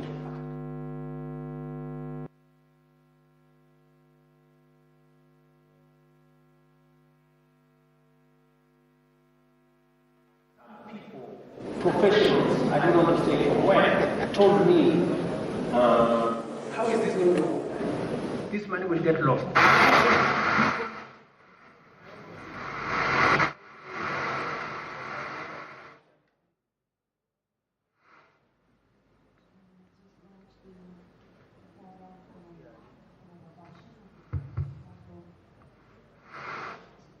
People in my office were telling me this Hustler Fund will be a big failure because people will take the money and run away.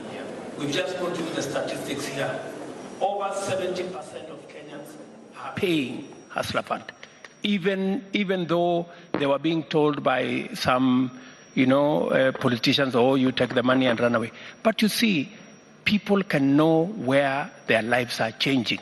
If you have been paying, like many Kenyans were paying, on that digital platform, you are paying 360%, 1% per day. Now you have an opportunity to pay 8% per year, 0.002% per day. Why would you want to abuse that kind of facility? That's why many Kenyans are paying. That's why we are now scaling up to Hustler 2. That is why we are looking at the SMEs field, and that's why we are going to go on to the startup capital for many people to drive their business. It is the same reason why when we told Kenyans we're going to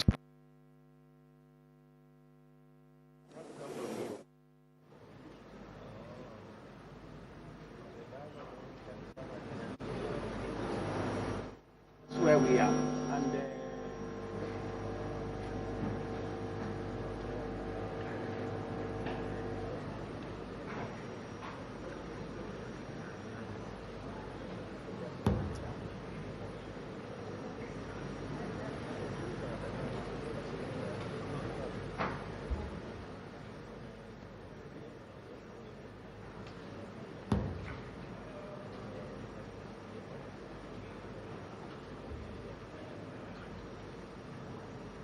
music. Yes. When you think about the youth, you basically think about us. There's a party, kila mahali tukienda mtajua tuko. So if you need anything to connect with the youth, we are definitely the place to come. So come by our house. Okay. So umesema unakuja kesho. Thank you very much. But I have a very simple question. Yes. Leo ukikataa utakuwa umekosea. Let's take a selfie. Haya. Okay. We need to be seen. 1 minute. Mbona inaniibisha? Relax. Relax. Okay, there we go. Natetemeka. Thank you very much. Okay, asante. Your Excellency, walking to SPM bus. Yeah. This is an online TV created by this gentleman. How are you? Very good. Welcome to SPM bus. Fully digital TV station. Yes. In it, we are youth vijana too. With reporters across the country. Yes. We train, equip, and give opportunities to aspiring journalists and content creators. And even this is one of our hosts. Hi, Your Excellency. Good, thank you. My name is Miss Kipinchi. I'm a host at SPM Bus. Okay. And I have a question here. Okay. You have been very passionate about the digital and creative economy.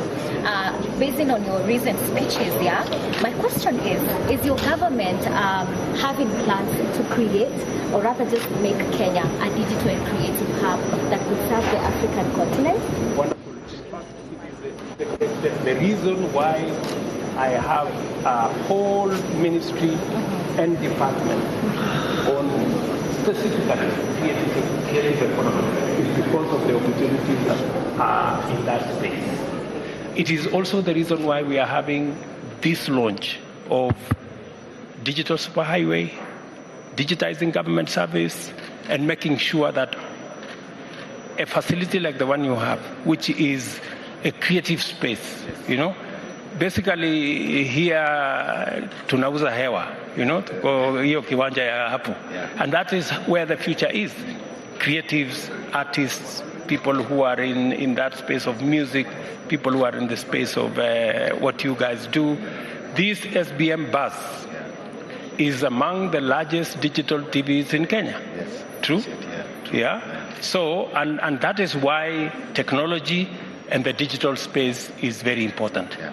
In fact, you are a living testimony of what the digital space can do. Yeah. You are a product of that digital space. Is it correct? And it is the reason why maybe I'm following you and bringing government along into the digital space. Yeah, I appreciate it. Thank you so much. Thank you very much. Asante sana. Thank you, Excellency.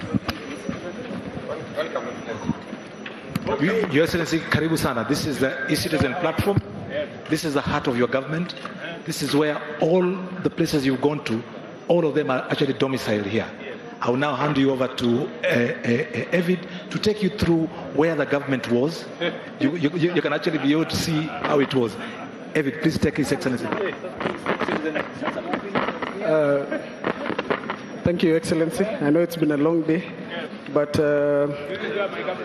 this is where it was. As you can see, Your Excellency, the court is there, so he is around. Yuko? Agenda popote, Yuko. He's around the office. Yes. The receipts are here. We've seen where the payments have been going, and it seems they've been banking right, but one seems to have disappeared. But nikosho iko kwa kabati hapo hivyo, including all the files that are there. And we for sure, this is what it was. Your Excellency, where we're moving to is, yes, this is the file, the full file cabinet.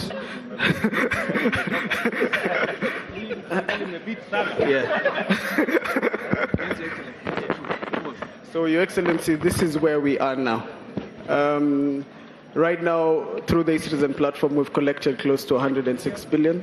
And with the advent of the new 5,000 services, we'll be able to pretty much go 10 times or 20 times this in less than a couple of months. So we are hoping to get that going. From when? That 106 billion is when? From when? This is only 300 services.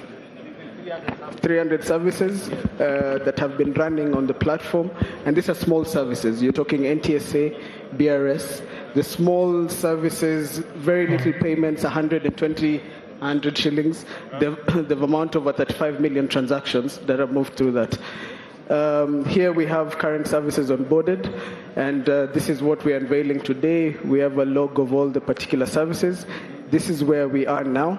On this side, you have your registered users. We register both foreigners and domestic people. Wherever they are, they can access the service. So that shows where they are. So, Your Excellency, we've been here courtesy of the effort that the directive you gave us. I remember when we met earlier on this year, and you said, let's get 5,000 services on board by June 30th. Even we were a bit worried. We were saying, are there 5,000 services? But today, Your Excellency, I would like to say that yes, they were 5,000. Actually, we think we have more than 10,000 services on the platform that will be on the platform very shortly. So we are happy to say that we've gotten this far. Your Excellency, the team that got us this far, and I would like to acknowledge them, is part of the team that is sitting in front of you here. They were acting like government officers, digital government officers. This is Mr. Larry Ogoro, Mr. Larry Weyer. He's the head of technology. This is Derek Ogare. Yes, Derek Ogare is the one who designs all the system. This is James. James, yes. Very good. This is James Kafiru. Kafiru, how are you? And this is Kiprono Kalia. Kalia, how are you? Yes, and Alvin is here. And we have Tom back there. This is one of our R&D team. Very good. This team, Your Excellency, represents the youth of Kenya and how much the youth of Kenya can change the country. From 2014, when you started this project, Your Excellency, you were the one who said, I remember during that meeting James held at Treasury, Your Excellency, somebody raised their hand and said, will this system work? What if we get hacked? Your Excellency, you told them we will fix it. And then you said, can we fix it? So, Your Excellency, you have literally held the Kenyan youth and you are a believer, 100%. So thank you very much. This gentleman can attest to that. Yes. So, Your Excellency, I would like to take you to the future, where we are now going to. Right now, services are being offered online, 100%. But we see that citizens still have a struggle in terms of how many physical documents they still have to print and how many documents they still have to hold in physical form, where birth certificates are still getting lost and all these specific things. So as part of this journey, we're planning to launch out part of the digital infrastructure as the digital ID ecosystem. And a digital ID is not a physical card with a chip.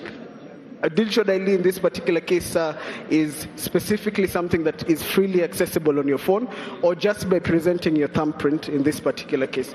So we are happy to present that we will be shortly, hoping very soon, be able to bring you on board to present a digital ID infrastructure to you, and you will be able to launch it in the near future, hopefully 3 months from now.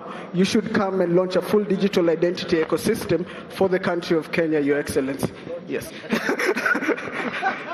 So we want to tell you that this is the ecosystem. You scan your face, your fingerprint. We can turn the current IDs the way they are into a digital ecosystem without having to reprint or to do any of those particular things, sir. We will make it efficient and as quickly as possible.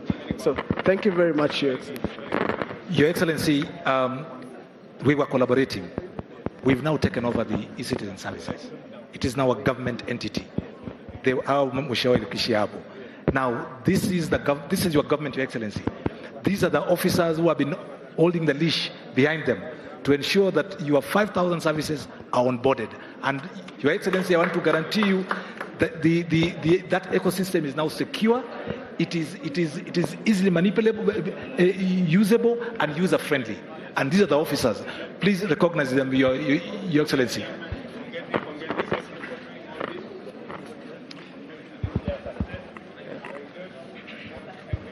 Thank you very much, Excellency.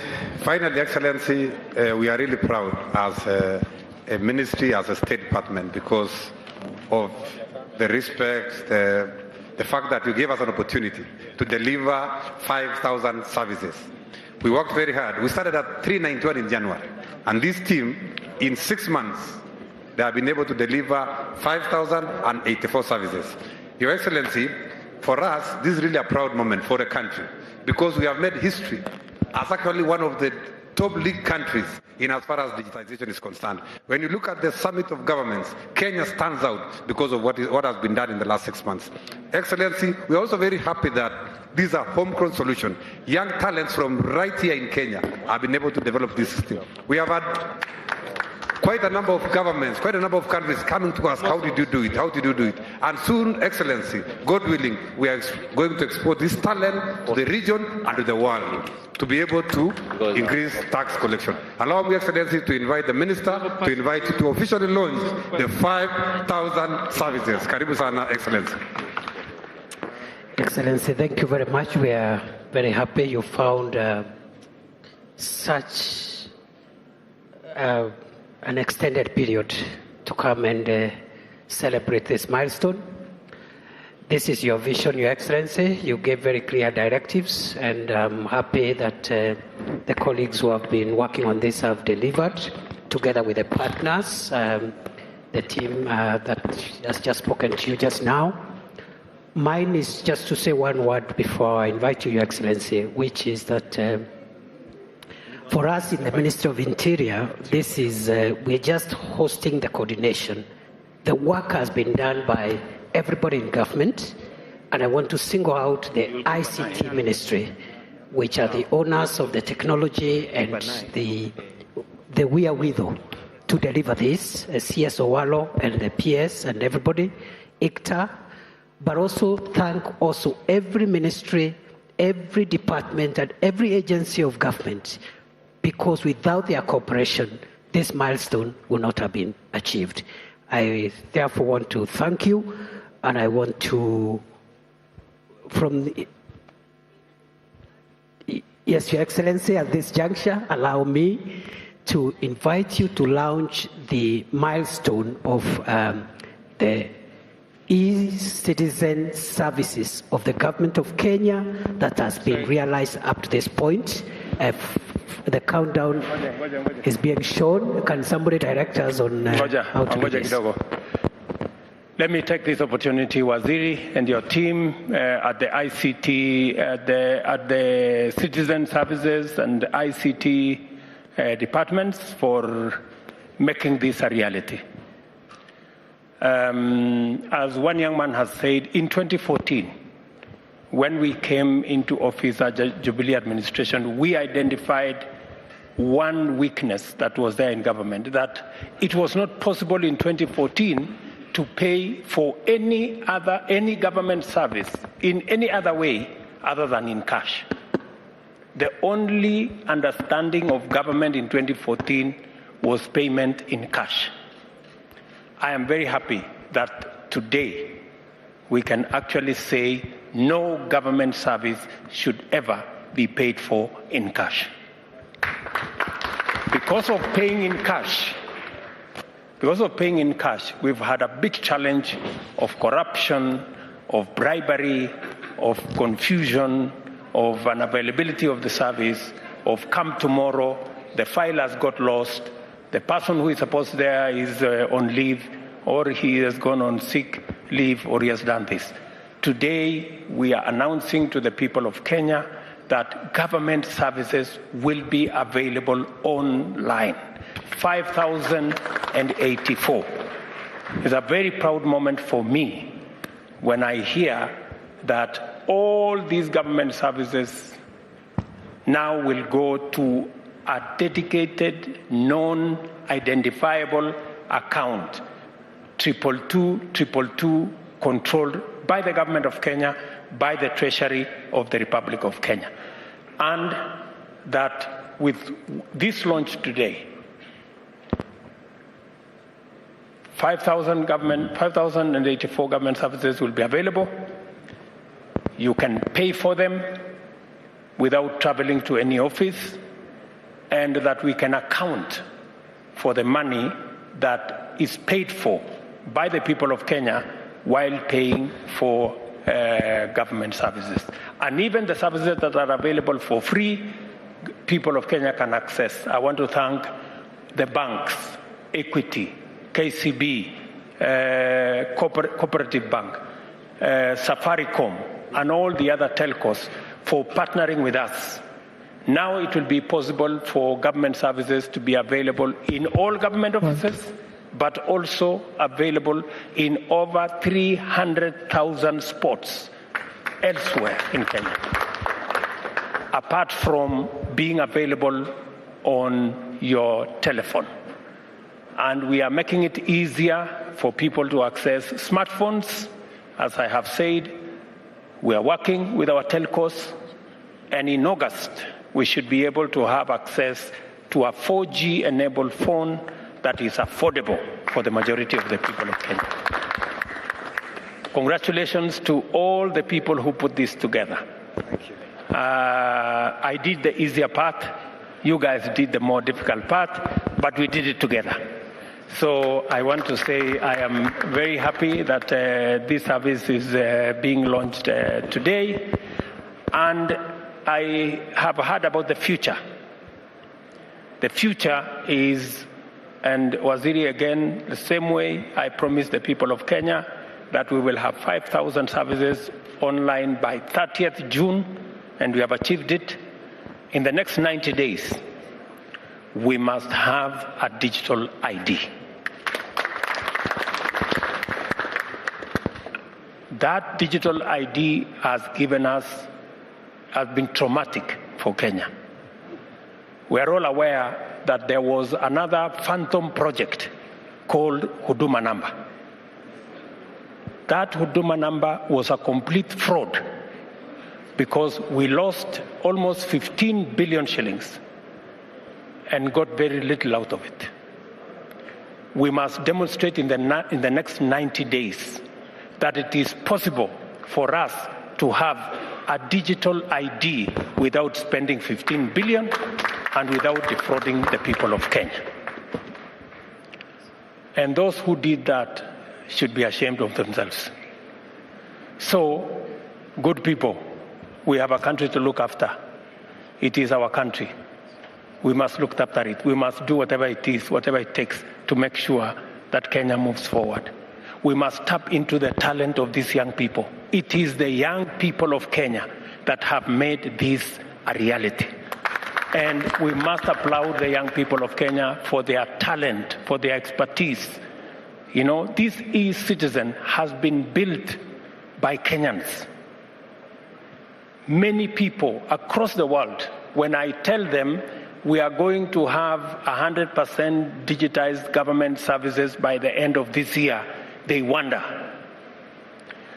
Many people, including from the developed world, never believed that we would do 5,000 government services in 6 months.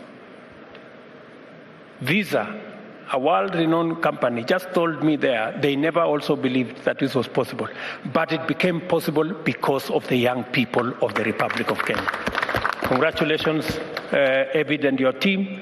Congratulations, the people at the Ministry of ICT. Congratulations, the people at the Citizen Directorate and Citizen State Department. Waziri and your team, Pongezi, for providing the leadership and for proving that Kenyans can always do their thing and make our country great. Today, I am a very proud Kenyan that with our talent, with the talent of our young people, with the knowledge of our young people, with the expertise of our young people, with the coordination of our government, today we are launching a phenomenal achievement that we have 5,000 government services online. They will be available everywhere, and that by the end of this year, we will have all government services available online. And that in the next 90 days, we are going to have a digital ID. Burn the midnight oil, do whatever you have to do, and I am sure that it will happen. And shortly, we will be collecting our taxes also using the e-citizen platform. I know there is work going on around there, but again, congratulations to all of you. Two things are outstanding for us to complete this. Digital ID, digital signature, finished. Then, to the country. Asanteni sana, congratulations. At the press of this button, Your Excellency, we have the electronic citizen solution. Ladies and gentlemen, Gava Mkononi is officially launched.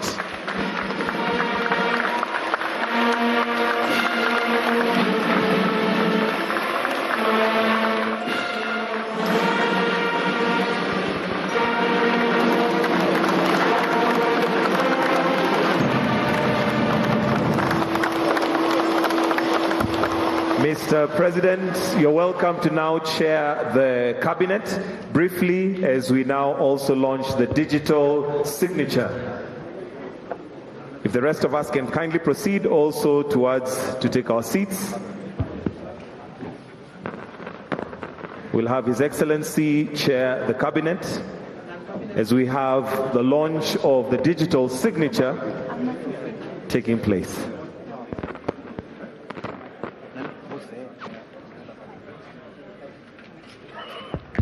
Your Excellency, as Kenya continues to onboard e-government services and to pave a path towards digital transformation, a digital signature becomes very critical to close the loop. Allow us, with your permission, today to assign you a digital signature that will enable you to close transactions in a go, regardless of where you may be located.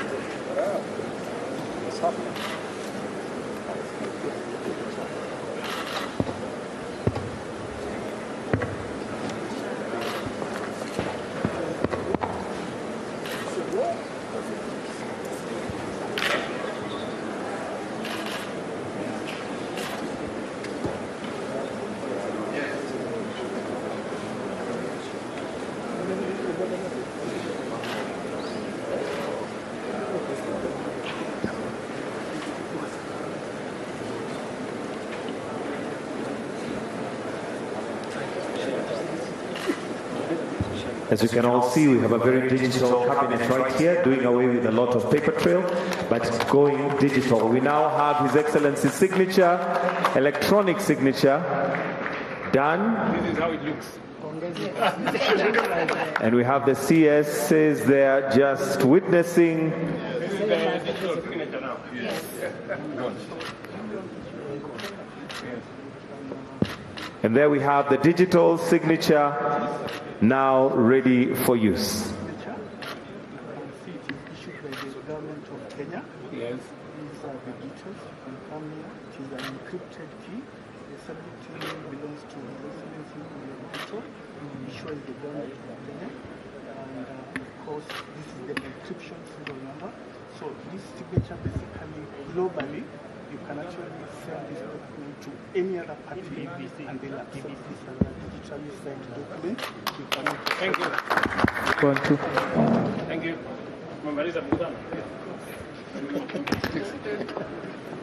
Thank you, Your Excellency. We now welcome you to Gava Express. Tunaweza mkaribisha His Excellency na makofi tafadhali anapojiunga na sisi. Let us all rise.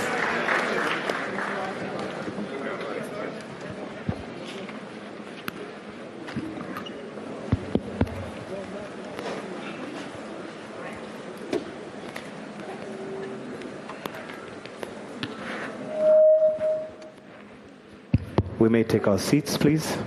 Your Excellency, sir, welcome to the eCitizen Express shop.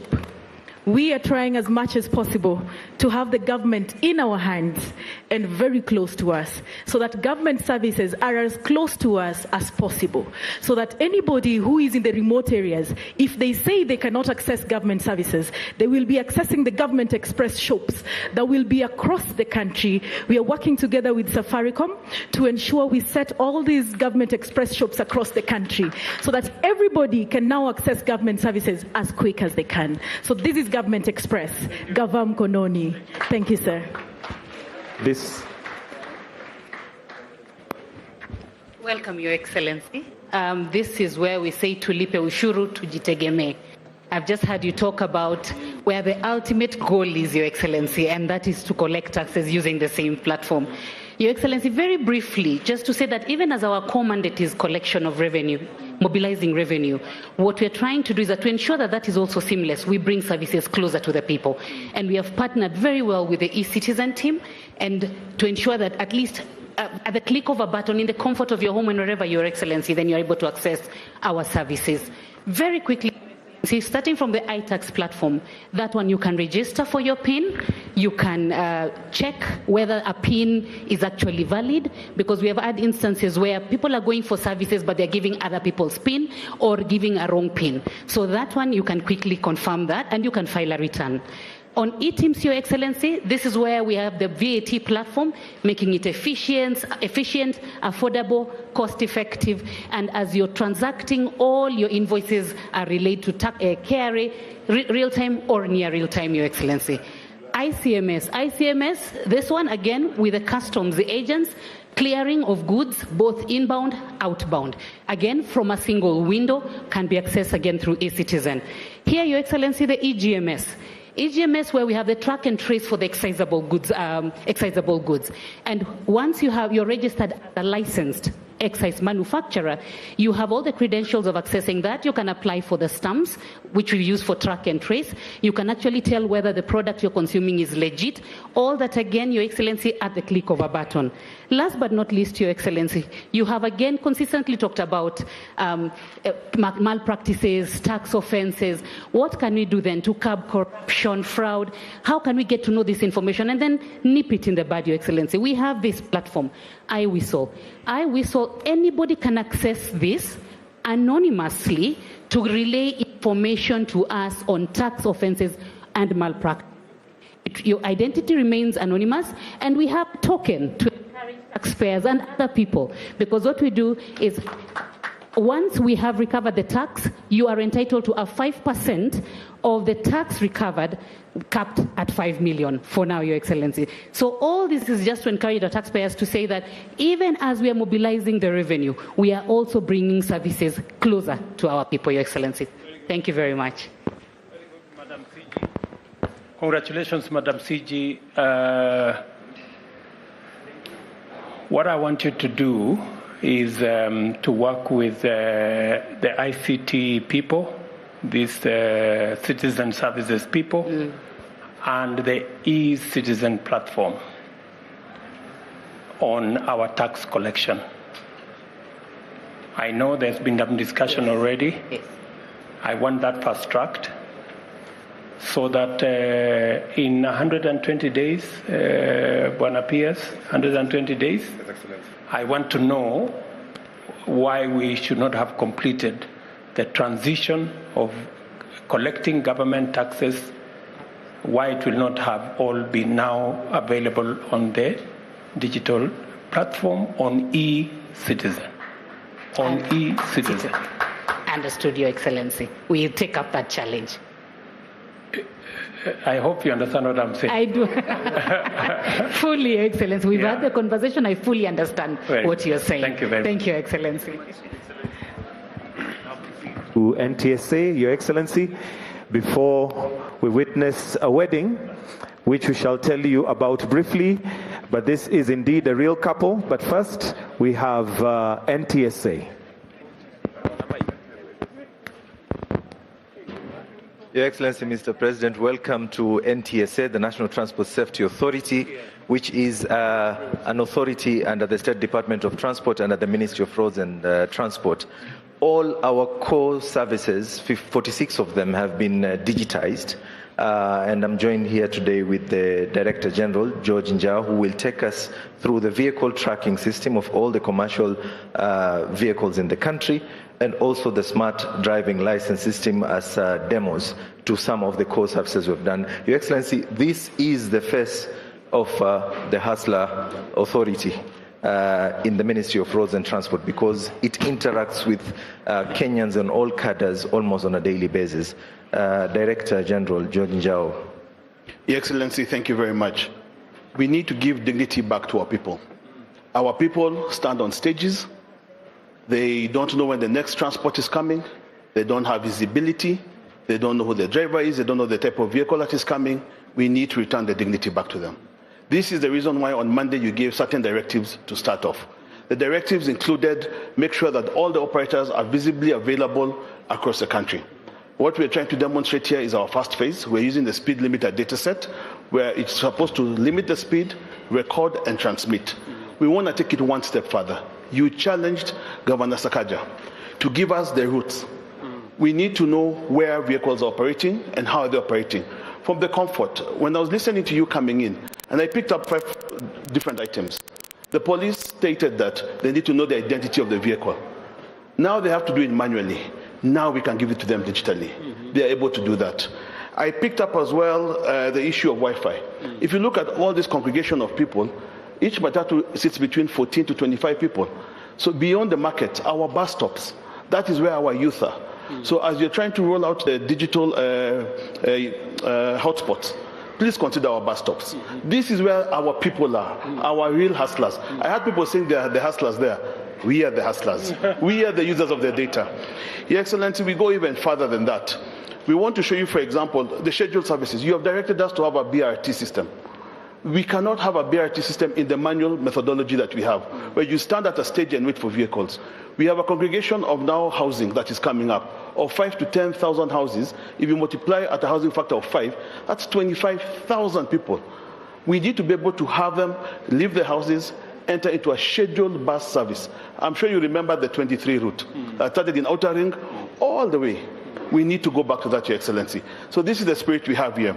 And one of the areas that you directed on Monday is to work with the county transport safety committees and at the Council of Governors to issue us with the routes so we can be able to now define and be able to establish where they're operating up to the segmentation of it. Lastly, Your Excellency, as we come to an end, I want to show you the benefit of why we're here today. You're proud for 5,084. I'm proud for a different reason. We used to have to identify Kenyans. Now I don't have to anymore. National Registration Bureau will do it and give me the ID number. I don't need to know that. I don't need to know your date of birth. The CRS system will be able to give me the date of birth.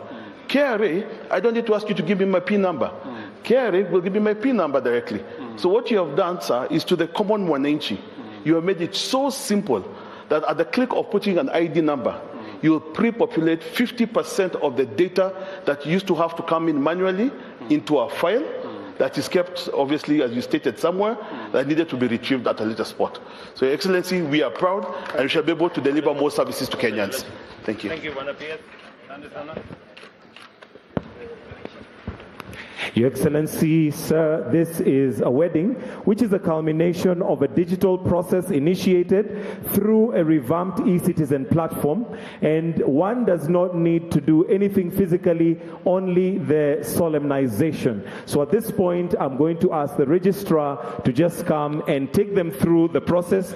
But for those watching, and Your Excellency, this is a process that is now fully digitized, and nobody needs to visit any office for any work except the solemnization. So this is the culmination, and just for your information, Your Excellency, this couple is a real couple that are going to get married, and after they leave, we shall release them to enjoy their honeymoon. Wapi makofi ya bwana na bi harusi? Registrar, you may proceed.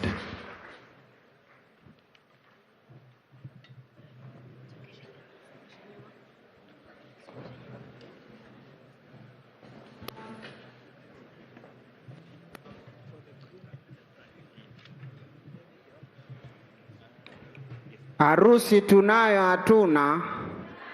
Siwasikii, harusi tunayo hatuna. Wedding we have not. Kama unataka kupinga, this is your chance, my friend.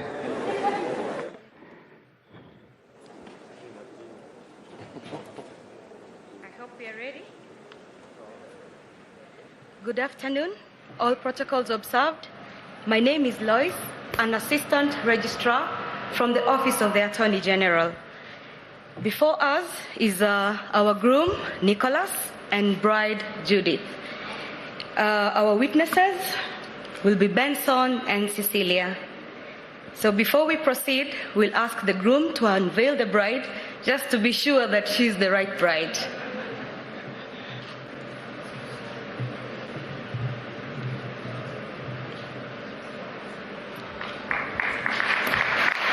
Nicholas, is she the one?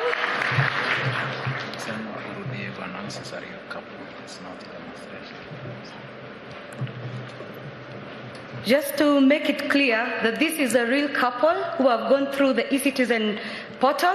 They made their application about 2 months ago, and they went through the 21 days, and now they're here, we are solemnizing their marriage.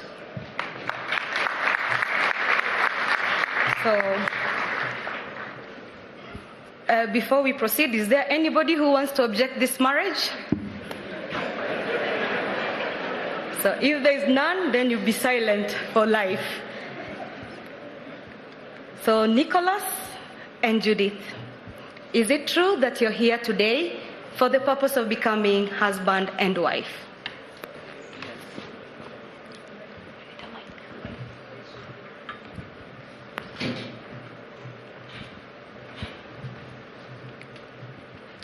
Yes.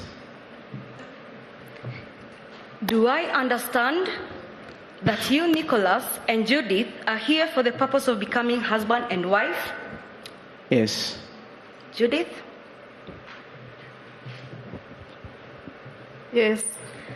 Know ye that by the public taking of your vows to each other as man and wife, in my presence and in the presence of your witnesses, and by the signing of this marriage certificate, you become legally married to each other. This marriage cannot be dissolved in your lifetime unless by a valid judgment of divorce.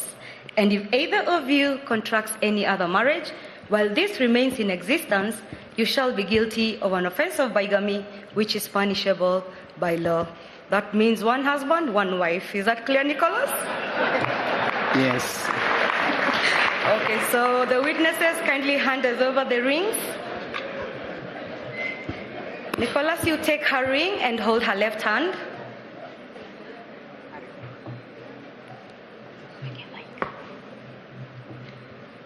Say, I call upon.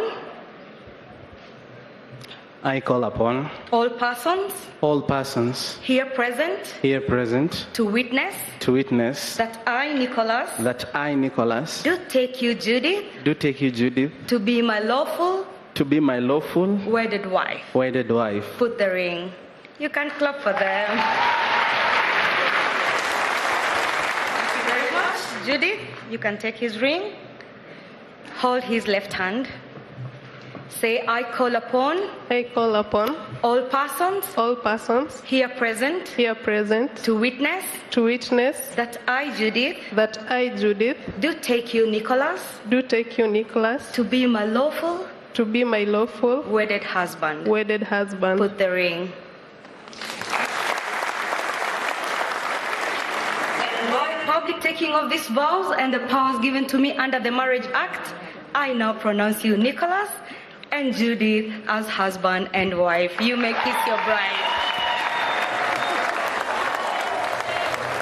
Congratulations. So we will proceed to the signing table before he changes his mind.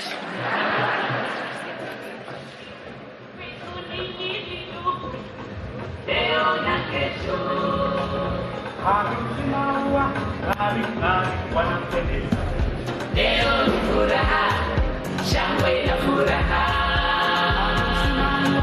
Tabasamu suti na shela. Wacha tufurahi, sote tufurahi. Haikuwa rahisi tufike leo hii. Na hapa tulipo, ndio siku yetu. Ipo muhimu ya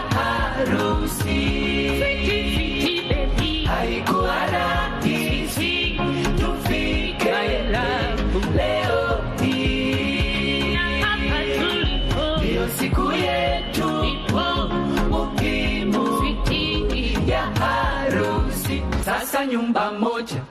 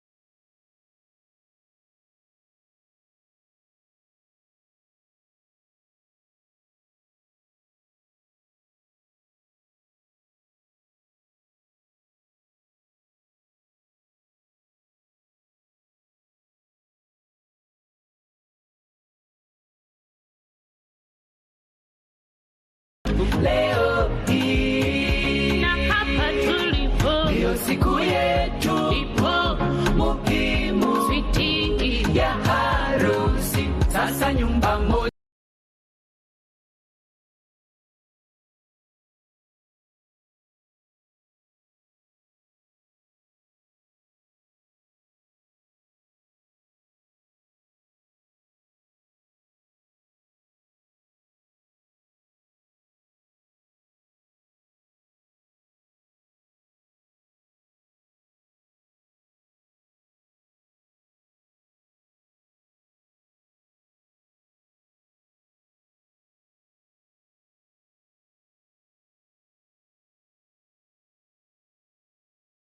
Anachukua bibi yake pale, ashaanza hata kabla atoke kwa venue. Very good. Makofi tafadhali, ladies and gentlemen. The newest couple in town. Tusingefika hapa na kufurahi hivi.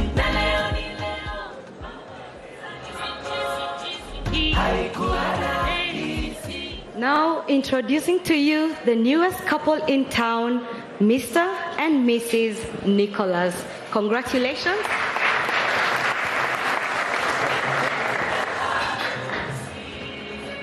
These are legal documents that you will keep for your future.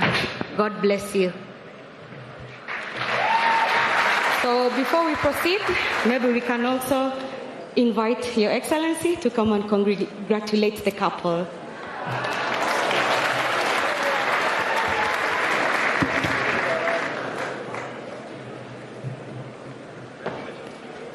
That was a clever way to get His Excellency to attend their wedding. Tuwapigie makofi.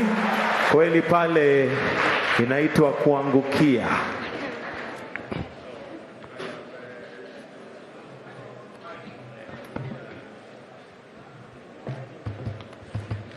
Congratulations, Nicholas and Judy, on your wedding. I am very pleased to attend your wedding. These two good Kenyans, I instructed the ministry to just pick at random Kenyans who are going to wed today. And these two good people walikuwa na mpango yao. Poleni sana, tumedisrupt, tumelete mambo yetu. So congratulations, they booked their wedding online, they did everything on eCitizen. Today they were going to see the registrar. I requested the registrar whether we can have a conversation with these good people, they can be part of this event. Thank you very much for agreeing.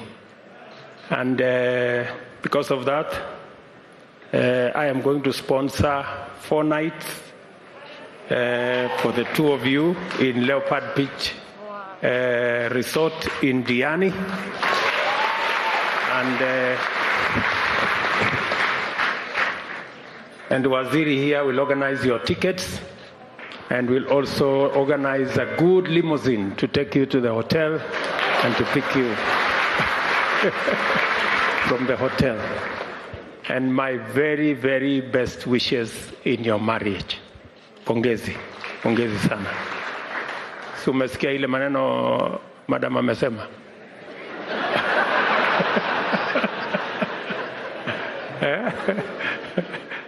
Utakaa hapo. So otherwise, congratulations to all of you, and thank you, Registrar, for making this possible, and the AG as well. Please congratulate. And after the gifts, we're going to request that Your Excellency, with your permission, we just have a formal picture with the couple. They are a very lucky couple. So once we are done with the gifting, I'll request that we have the CSs pose for a photo, then we'll ask the CSs to exit, and we allow His Excellency to have one commemorative photo with the couple of the day. So if I may ask some of the CSs kindly to come on this side so that we balance the picture, have the couple in the middle.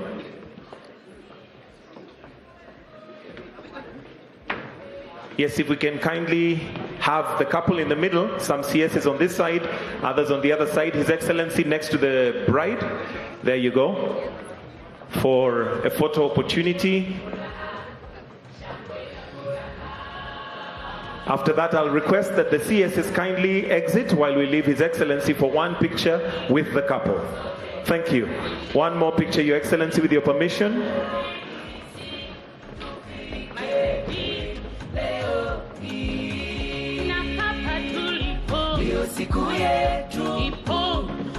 Can we have just the couple and His Excellency, please? Just the couple and His Excellency, kindly. Wonderful. Thank you. And with that,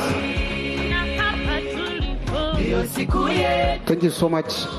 I think we have a cake here that we need to cut. Na hii keki tutaimbia vile tunaimbanga kwa harusi zetu. Kata keki tukule sasa. Siwasi. Kata keki tukule sasa. Kata keki, kata keki, kata keki tukule sasa. As they prepare to cut the cake, kindly, wale ambao walikuwa wamewaletea gifts pia, ushers are going to guide us so that we can receive zile zawadi mlikuwa mmewaletea. Kata keki tukule sasa. Kata keki tukule sasa. Kata keki, kata keki. Kata keki tukule sasa. Wapigeni makofi tafadhali, ladies and gentlemen. This is the newest couple in town. Congratulations, sir. You've done well.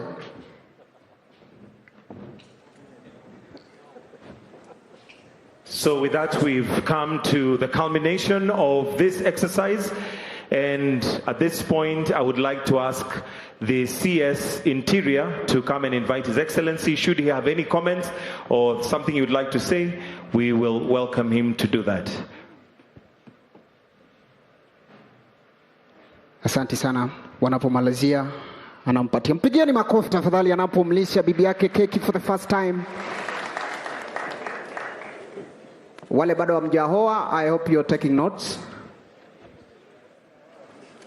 Directorate of E-Citizen, led by our CS.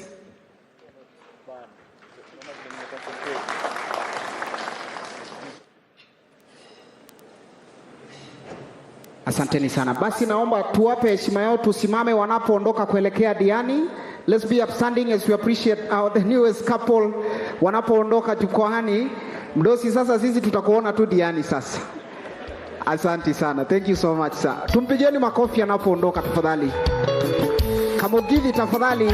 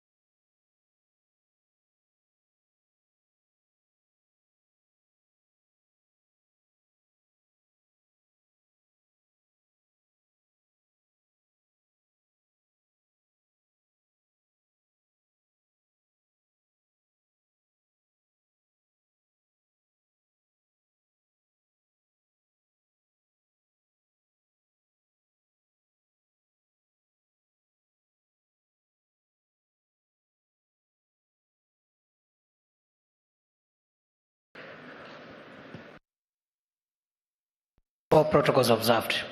Your Excellency, we are very sorry. We've taken nearly 4.5, going to 5 hours this day. But the reason why, Your Excellency, this one event has taken so much time is because today you are coming to celebrate the achievement of your administration, the entire administration, because you directed us to make sure that at least 5,000 government services are digitized by today.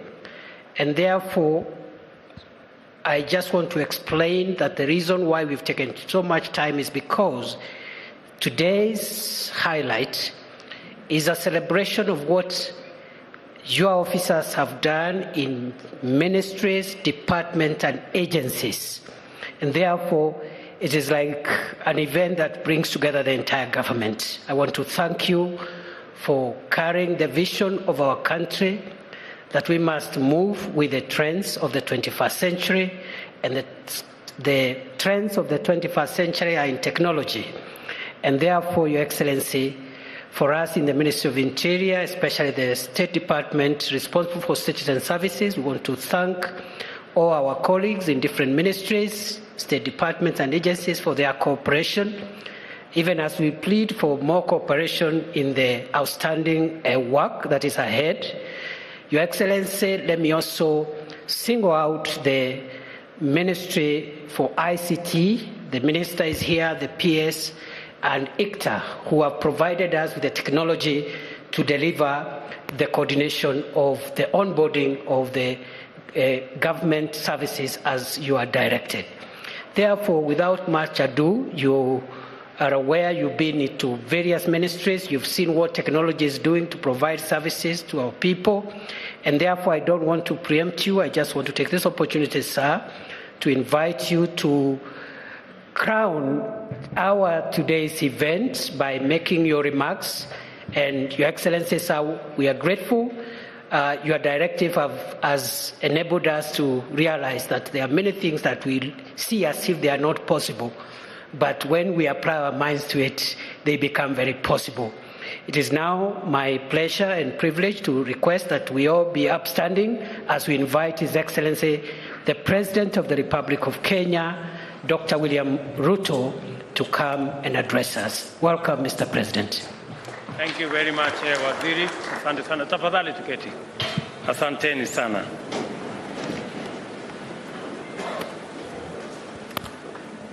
Today is a very, very proud moment for me and this administration, because 6 months ago, I made a commitment to the people of Kenya that we will have 5,000 government services digitized and available online to the people of Kenya by 30th June this year.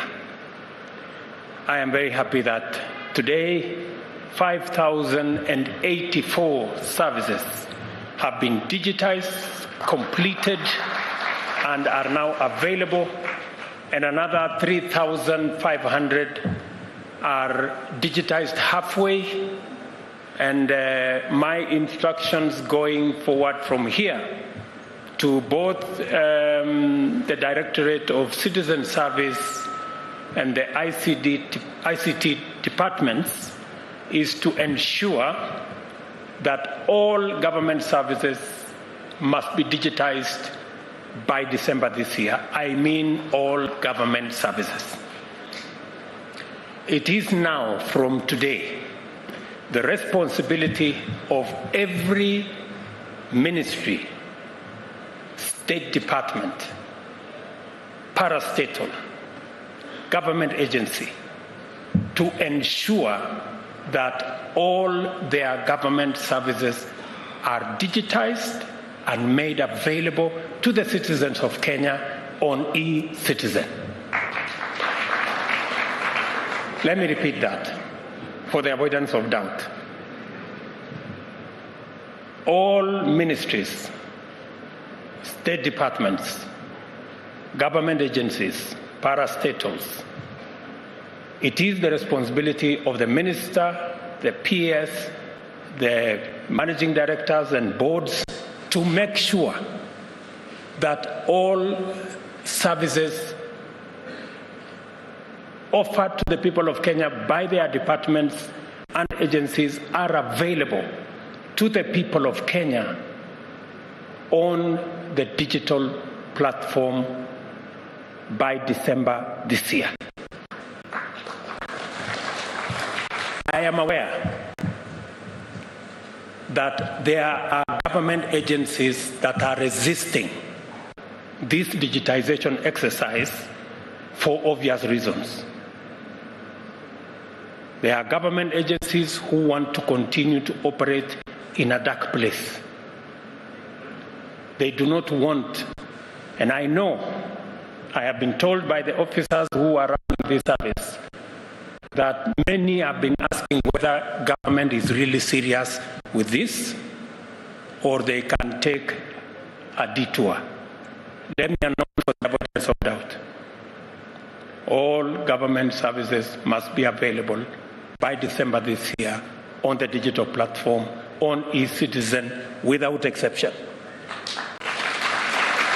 And I am putting the responsibility on every minister, every PS, every board, member of board, chairman, managing directors, and every public officer.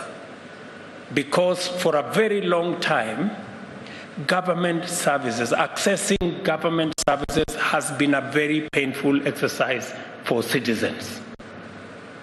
People queue for many hours. People travel long distances. People bribe their way to get what is legitimately their right as citizens. For us to get rid of that, it is part of our plan to make sure that citizens don't have to travel, they don't have to meet anybody, they don't have to bribe nobody.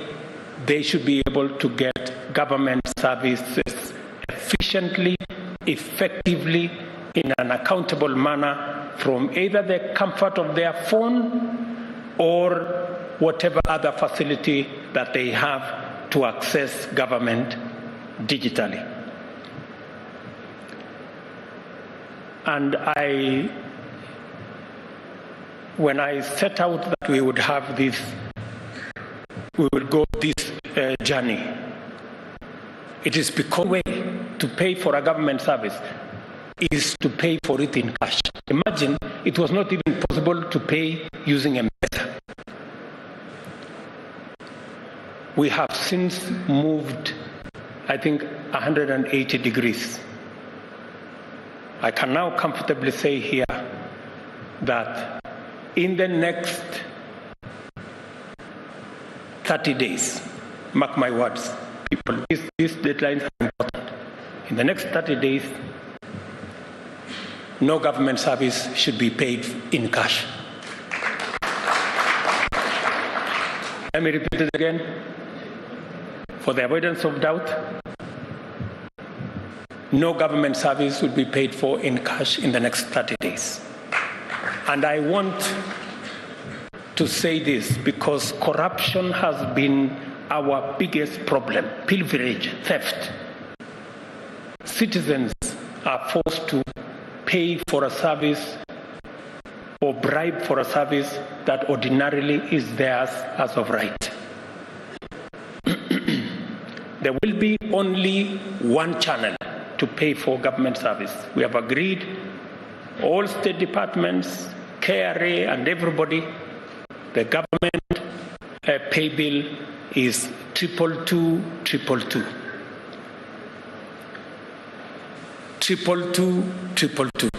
Is it star 22222 hash? That is how you pay for government service. 22222, how you pay for government service. All bills in the next 30 days. We have almost 1,000 different pay bills, different agencies, different people. Everybody seems to have their own pay bill.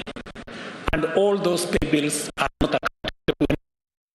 Sometimes there are pay bills that are assumed to be government, but they end up in the wrong place. Again, for the avoidance of doubt, ministries, agencies, in the next 30 days, all other pay bills must be closed. And no government service will be paid for $222 that goes straight to Treasury. That way, Treasury can keep track of all government revenue. It will be worked in such a way for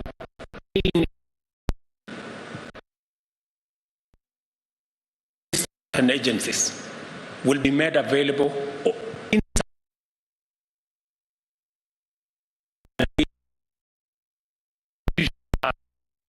if the money is collected in Treasury, how do we get our A in A? The system will automatically remit the A in A when the money goes to 222 and it will come back to you so that you can be able to provide what you're providing. Our present institutional dispensation is the expression of our as well as the lesson learned as a country from the wilderness that the past history took us. Expression of hopes and inspiration, as well as the lesson learned as a country from the wilderness that the path of history took us. For far too long, the delivery of public services to citizens has been hampered by inefficiency, delay, corruption, wastage, discrimination, outright exclusion, especially of the members of our society who are not as endowed and the people who are vulnerable. Colossal backlogs of cases not attended to, missing files, which resurface upon the offer of a small bribe, favoring some groups and disenfranchising others on the basis of nepotism and tribalism, having been the order of the day. For citizens, inordinate delays and lack of information on the progress of their matters was a normal part of the ordeal of obtaining government services. For a long time, therefore, seeking government services was a very painful experience that Kenyans only endured if they could not avoid it. And the relationship between citizens and the state was characterized by extremely very low trust. This history of engagement and estrangement between government and citizens created the conditions for widespread disaffection and loss of trust in government. The bottom-up economic transformation agenda recognizes transparency, accountability, and efficient use of resources as an imperative to ensure that scarce public resources deliver maximum value for the highest number of citizens. The government considers good governance to be indispensable for national socio-economic transformation. At the same time, we are fully alive to the magnitude of the corruption challenge, the extent of which it has undermined our prospects and opportunities to achieve greater development, and its potential to overwhelm national institutions, including oversight as well as law enforcement and accountability mechanisms. This particular reality has caused us to consider radical innovation to overcome the transactional inefficiency barrier to public service delivery. In our economic transformation agenda, we pledged to undertake two key interventions intended to attack this problem simultaneously. First, we committed to provide universal broadband connectivity throughout the country by constructing 100,000 kilometers of new fiber optic lines, establish 25 25,000 free Wi-Fi hotspots in markets and in every other part of the Republic of Kenya. I am happy. This morning, the display that was shown to us, we have the first 200,000 hotspots. The 201 hotspot was launched this morning here. By the end of this year, we will have 2,000 hotspots across Kenya, and by December 2025, all the 25,000 hotspots will have been rolled out, including 1,450 digital hubs, one in each ward of the Republic of Kenya, and also ensuring that our vocational training centers run by county governments are brought into this ecosystem, and all our TVET institutions are also made part of this program of making sure that there is internet connectivity and availability across Kenya that is free and paid for by the government of Kenya. Secondly, we made a commitment to enhance government service delivery through digitization and automation of all government critical processes, and to also make at least 5,000 government services available by 30th this month, which I am very happy we have made that deadline. These undertakings are critical for the realization of our most fundamental mandates as government. On Madaraka Day, I emphasized our duty to deploy the best innovations and technologies to make Kenya efficient, competitive, and prosperous. Today, I reiterate that technology holds the key to improving efficiency, enhancing inclusion, promoting transparency and integrity, deepening trust, and enhancing public confidence in government service provision. We have taken measures to empower Kenyans everywhere, especially the majority at the bottom of our pyramid, to access government services at their convenience, especially through their mobile phones. As I promised on Madaraka Day, we are launching the e-citizen platforms, unstructured supplementary service data, USSD code *222#, by which citizens can now access 5,084 government services online. Wacha nirudie. So that you can access government services, you need to go to your phone, *222#. Hapo utakuwa umeingia kwa e-citizen, and you will have a catalog of all 5,000 government services available to you.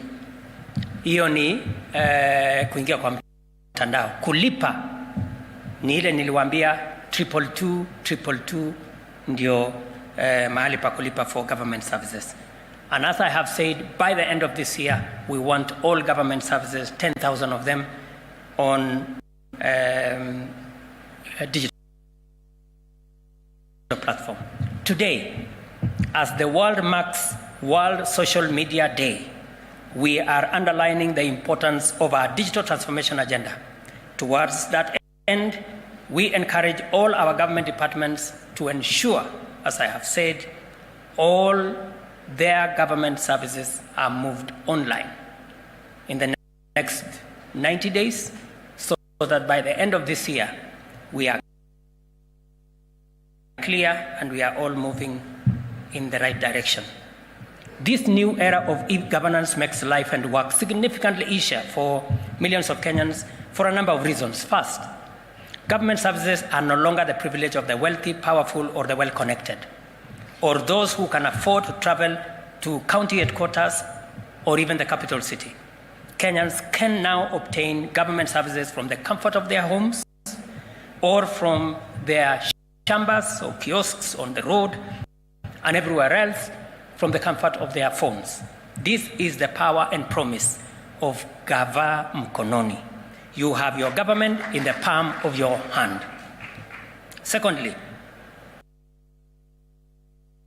and while I am there, we also agreed with Safaricom and our other telcos that next month, that is August, as I committed to the people of Kenya, smartphones are way beyond 9,000, 10,000, 15,000 going in that direction.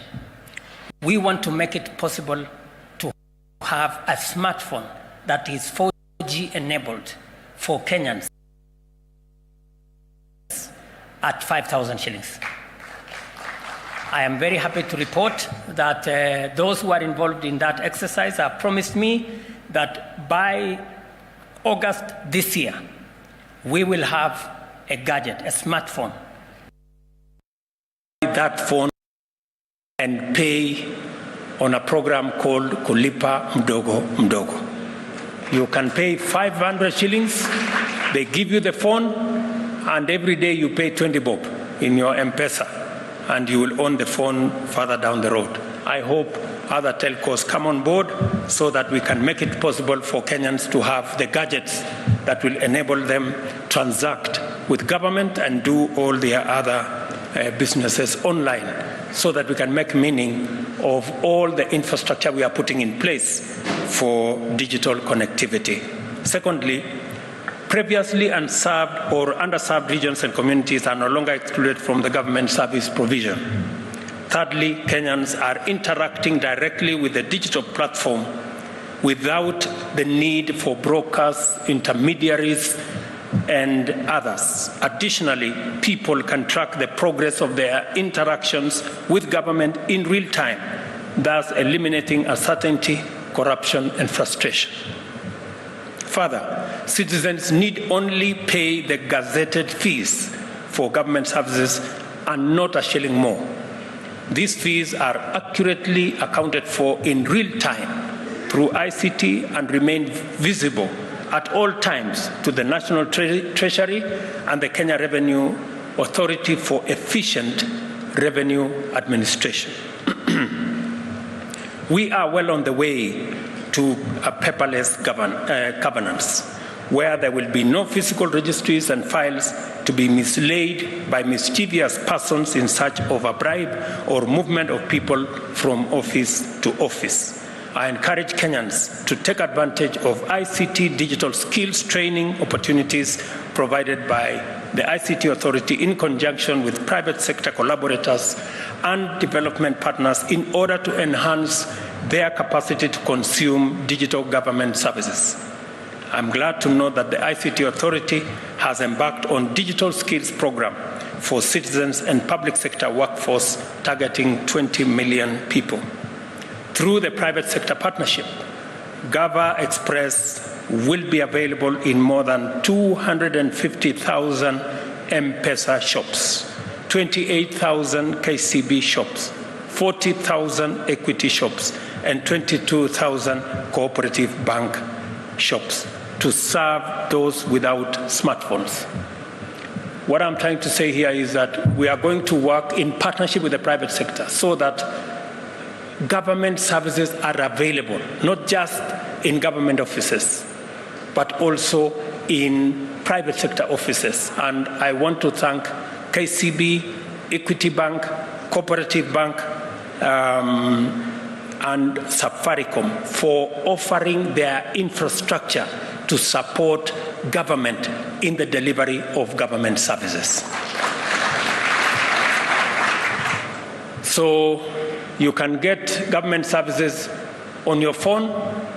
If not on your phone, if you don't have a smartphone, you can go to the 250,000 Safaricom shops, or 28,000 KCB shops, or 40,000 equity shops, or 22,000 cooperative shops, and access government services, or the Gava Express kiosks that are going to be rolled out with the support of Safaricom and others, so that we can make government efficient, we can make government available, and we can make government accessible. By the same token, I urge ICT Authority to accelerate the actualization of our digital economy agenda. And I'm very happy that, again, we have good news that aside from digitizing government services and everything we are doing, we are also going to make it possible for two things to happen, which are critical towards moving government to the digital platform. Number one is the digital signature. Now it will be possible. I am privileged to be among the first Kenyans to access a digital signature. I was trained yesterday. Sijashika sana lakini niko barabarani. Leo nimefanya testing ya pili, kesho nitakuwa nimeshika laini. So it should be possible for us now to transact on a digital platform, and even as you work to make sure that you access government services, we also want you to sign for those government services on a digital platform and have a digital signature. It will be explained to you how that is going to happen. And secondly, is to have a digital identity. You all know we have an experience as the people of Kenya that for a very long time we've been looking for a digital identity on a platform called Huduma Number, which became a mirage and became a conduit for many things.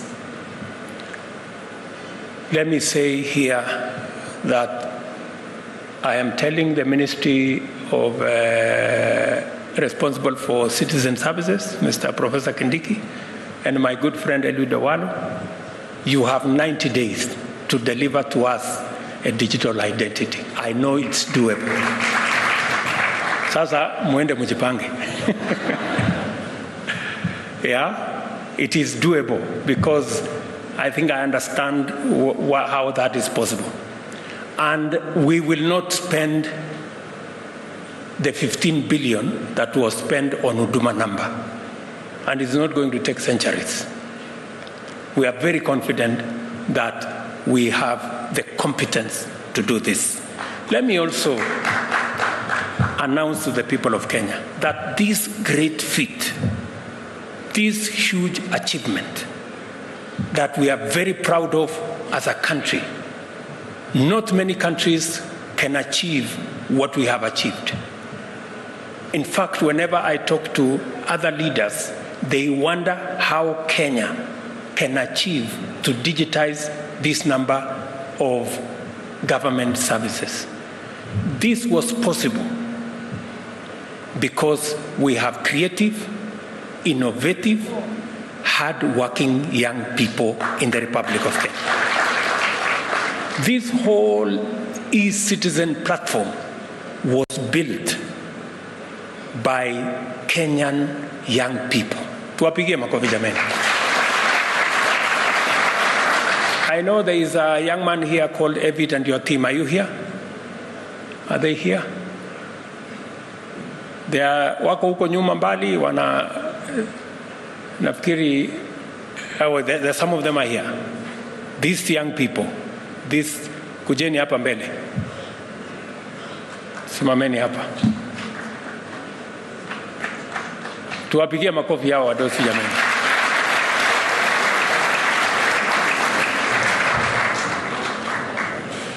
These good people are the brains. They are Kenyans. Just the same way we developed M-Pesa, which today is globally acclaimed.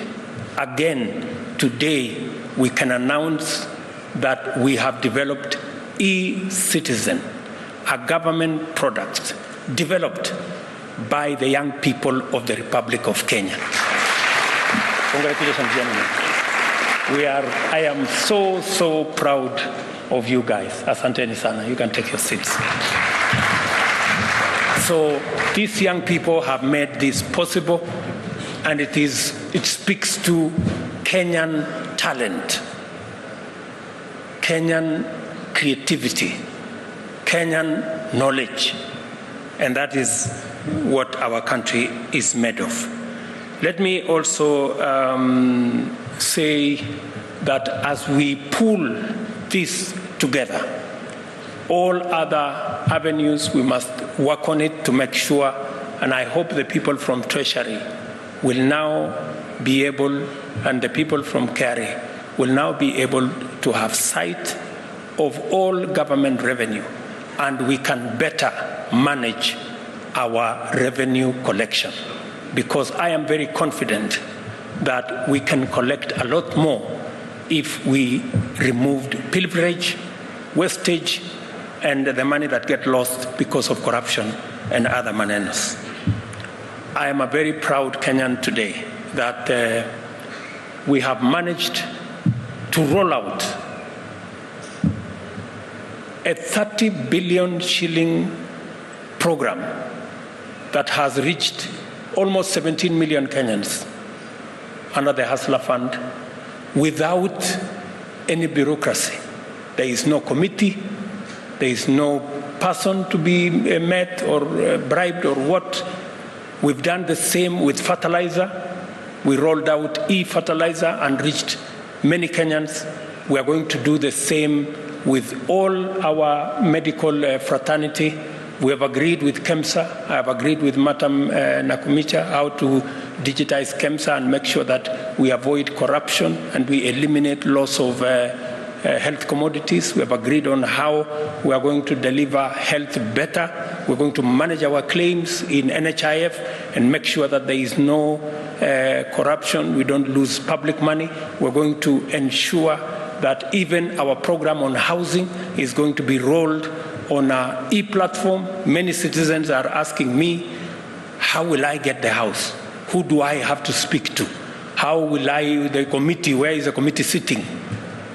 I want to tell them the same way you access Hustler Fund. You don't have to know nobody, but you get the money. That's how we are going to roll out our housing plan, to make sure that there is no favoritism. You don't have to know nobody. You just need to abide by the rules and regulations, and you will have access to your platform. Let me say one final thing. As we pool our resources together, as we work together in the way in which we are working and digitize all government services, we must be prudent in the use of public resources. At the moment, we need to strike a balance between the money we use for recurrent expenditure and the money we use for development expenditure. It is a balance that we must keep at it.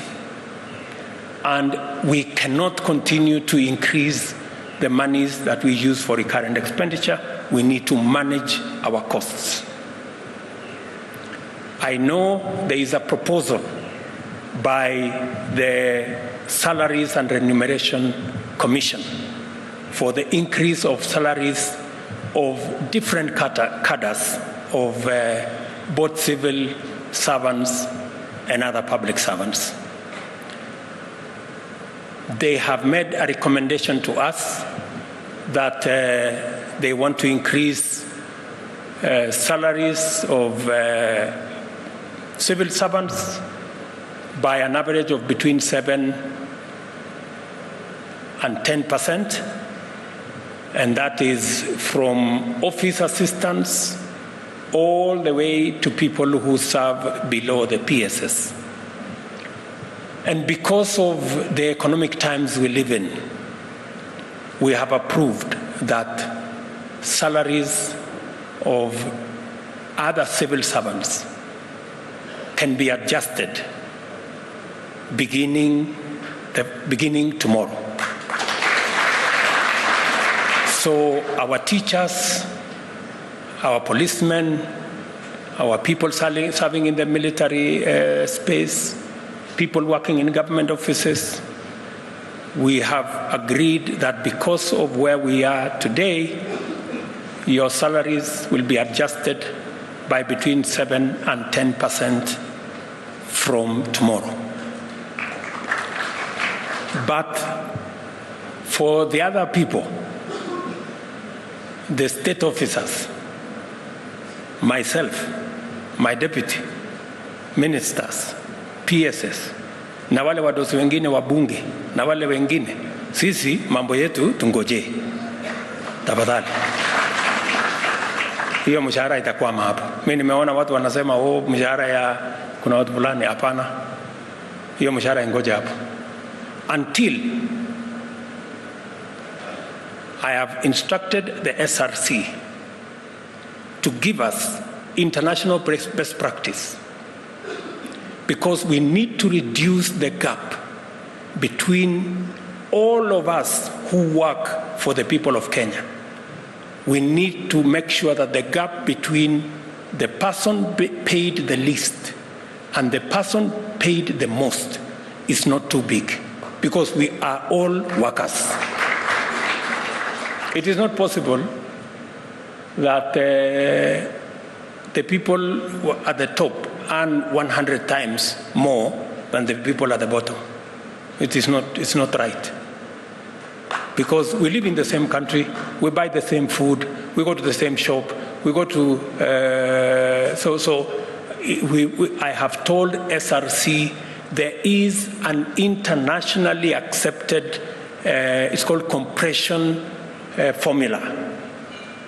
Until they come back to me to tell me we meet that threshold, hii salaries yetu itangojea. Until we are all living the same. I have also instructed SRC that there are parastatals, there are universities where the vice chancellors and the MDs earn more than even the president. I want to know what those people, what they do. No, I mean honestly, it is not possible that we have huko watu wanajiongezea mshahara kiolela.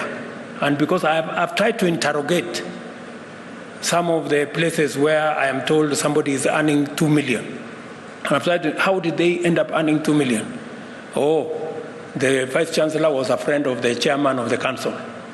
Or they were sijui, I don't know what. Hapana. Public money is public money. And SRC must assess. Everybody must be paid in accordance with the work they do. No more, no less. Sini namna hiyo jameni? Yes. Because this is public money we are spending. So I have told SRC to do two things. Number one, to tell us the ratio between the lowest paid and the salary I earn as president. Before my salary is, before they talk about increasing salary ya sisi wadosi hapa, we want to know how much money are the people below us and working for the same people of Kenya are earning. That's number one. Number two, we must rationalize. There is no way people can be increasing salaries ostensibly because at their CG parastatal has a lot of money. So that a lot of money is used kuongeza mishahara ya watu kiholela. That one is not happening. Because those parastatals are government agencies. And the money they have is public resources. They must be subject to SRC, and we must make sure that we all pay the same. So nimemwambia Rigiji, my friend, na mimi hiyo mshahara watu wanasema hakuna for now. Na hata nyinyi waziri tulizeni boli until some exercise, because we want to make sure that we do not take advantage of the other Kenyans who do not have the power we have. It has to be rational, it has to be well thought out, and I have told SRC to do exactly that. So, I am very confident, good people, that this country, the world and the home of world-beating innovators, can develop and maintain robust and world-class cybersecurity systems to keep government and the private sector and citizens secure online on a sustainable basis. I want to thank everybody who has made the digitization of government a success the way it is, and that we are going to work collaboratively together until we make sure that every citizen has access to government services without hindrance in an efficient, effective way, and government is held to account, and we can account for all the resources we collect from the people of Kenya. I want to thank you very much, my very best wishes, and God bless you.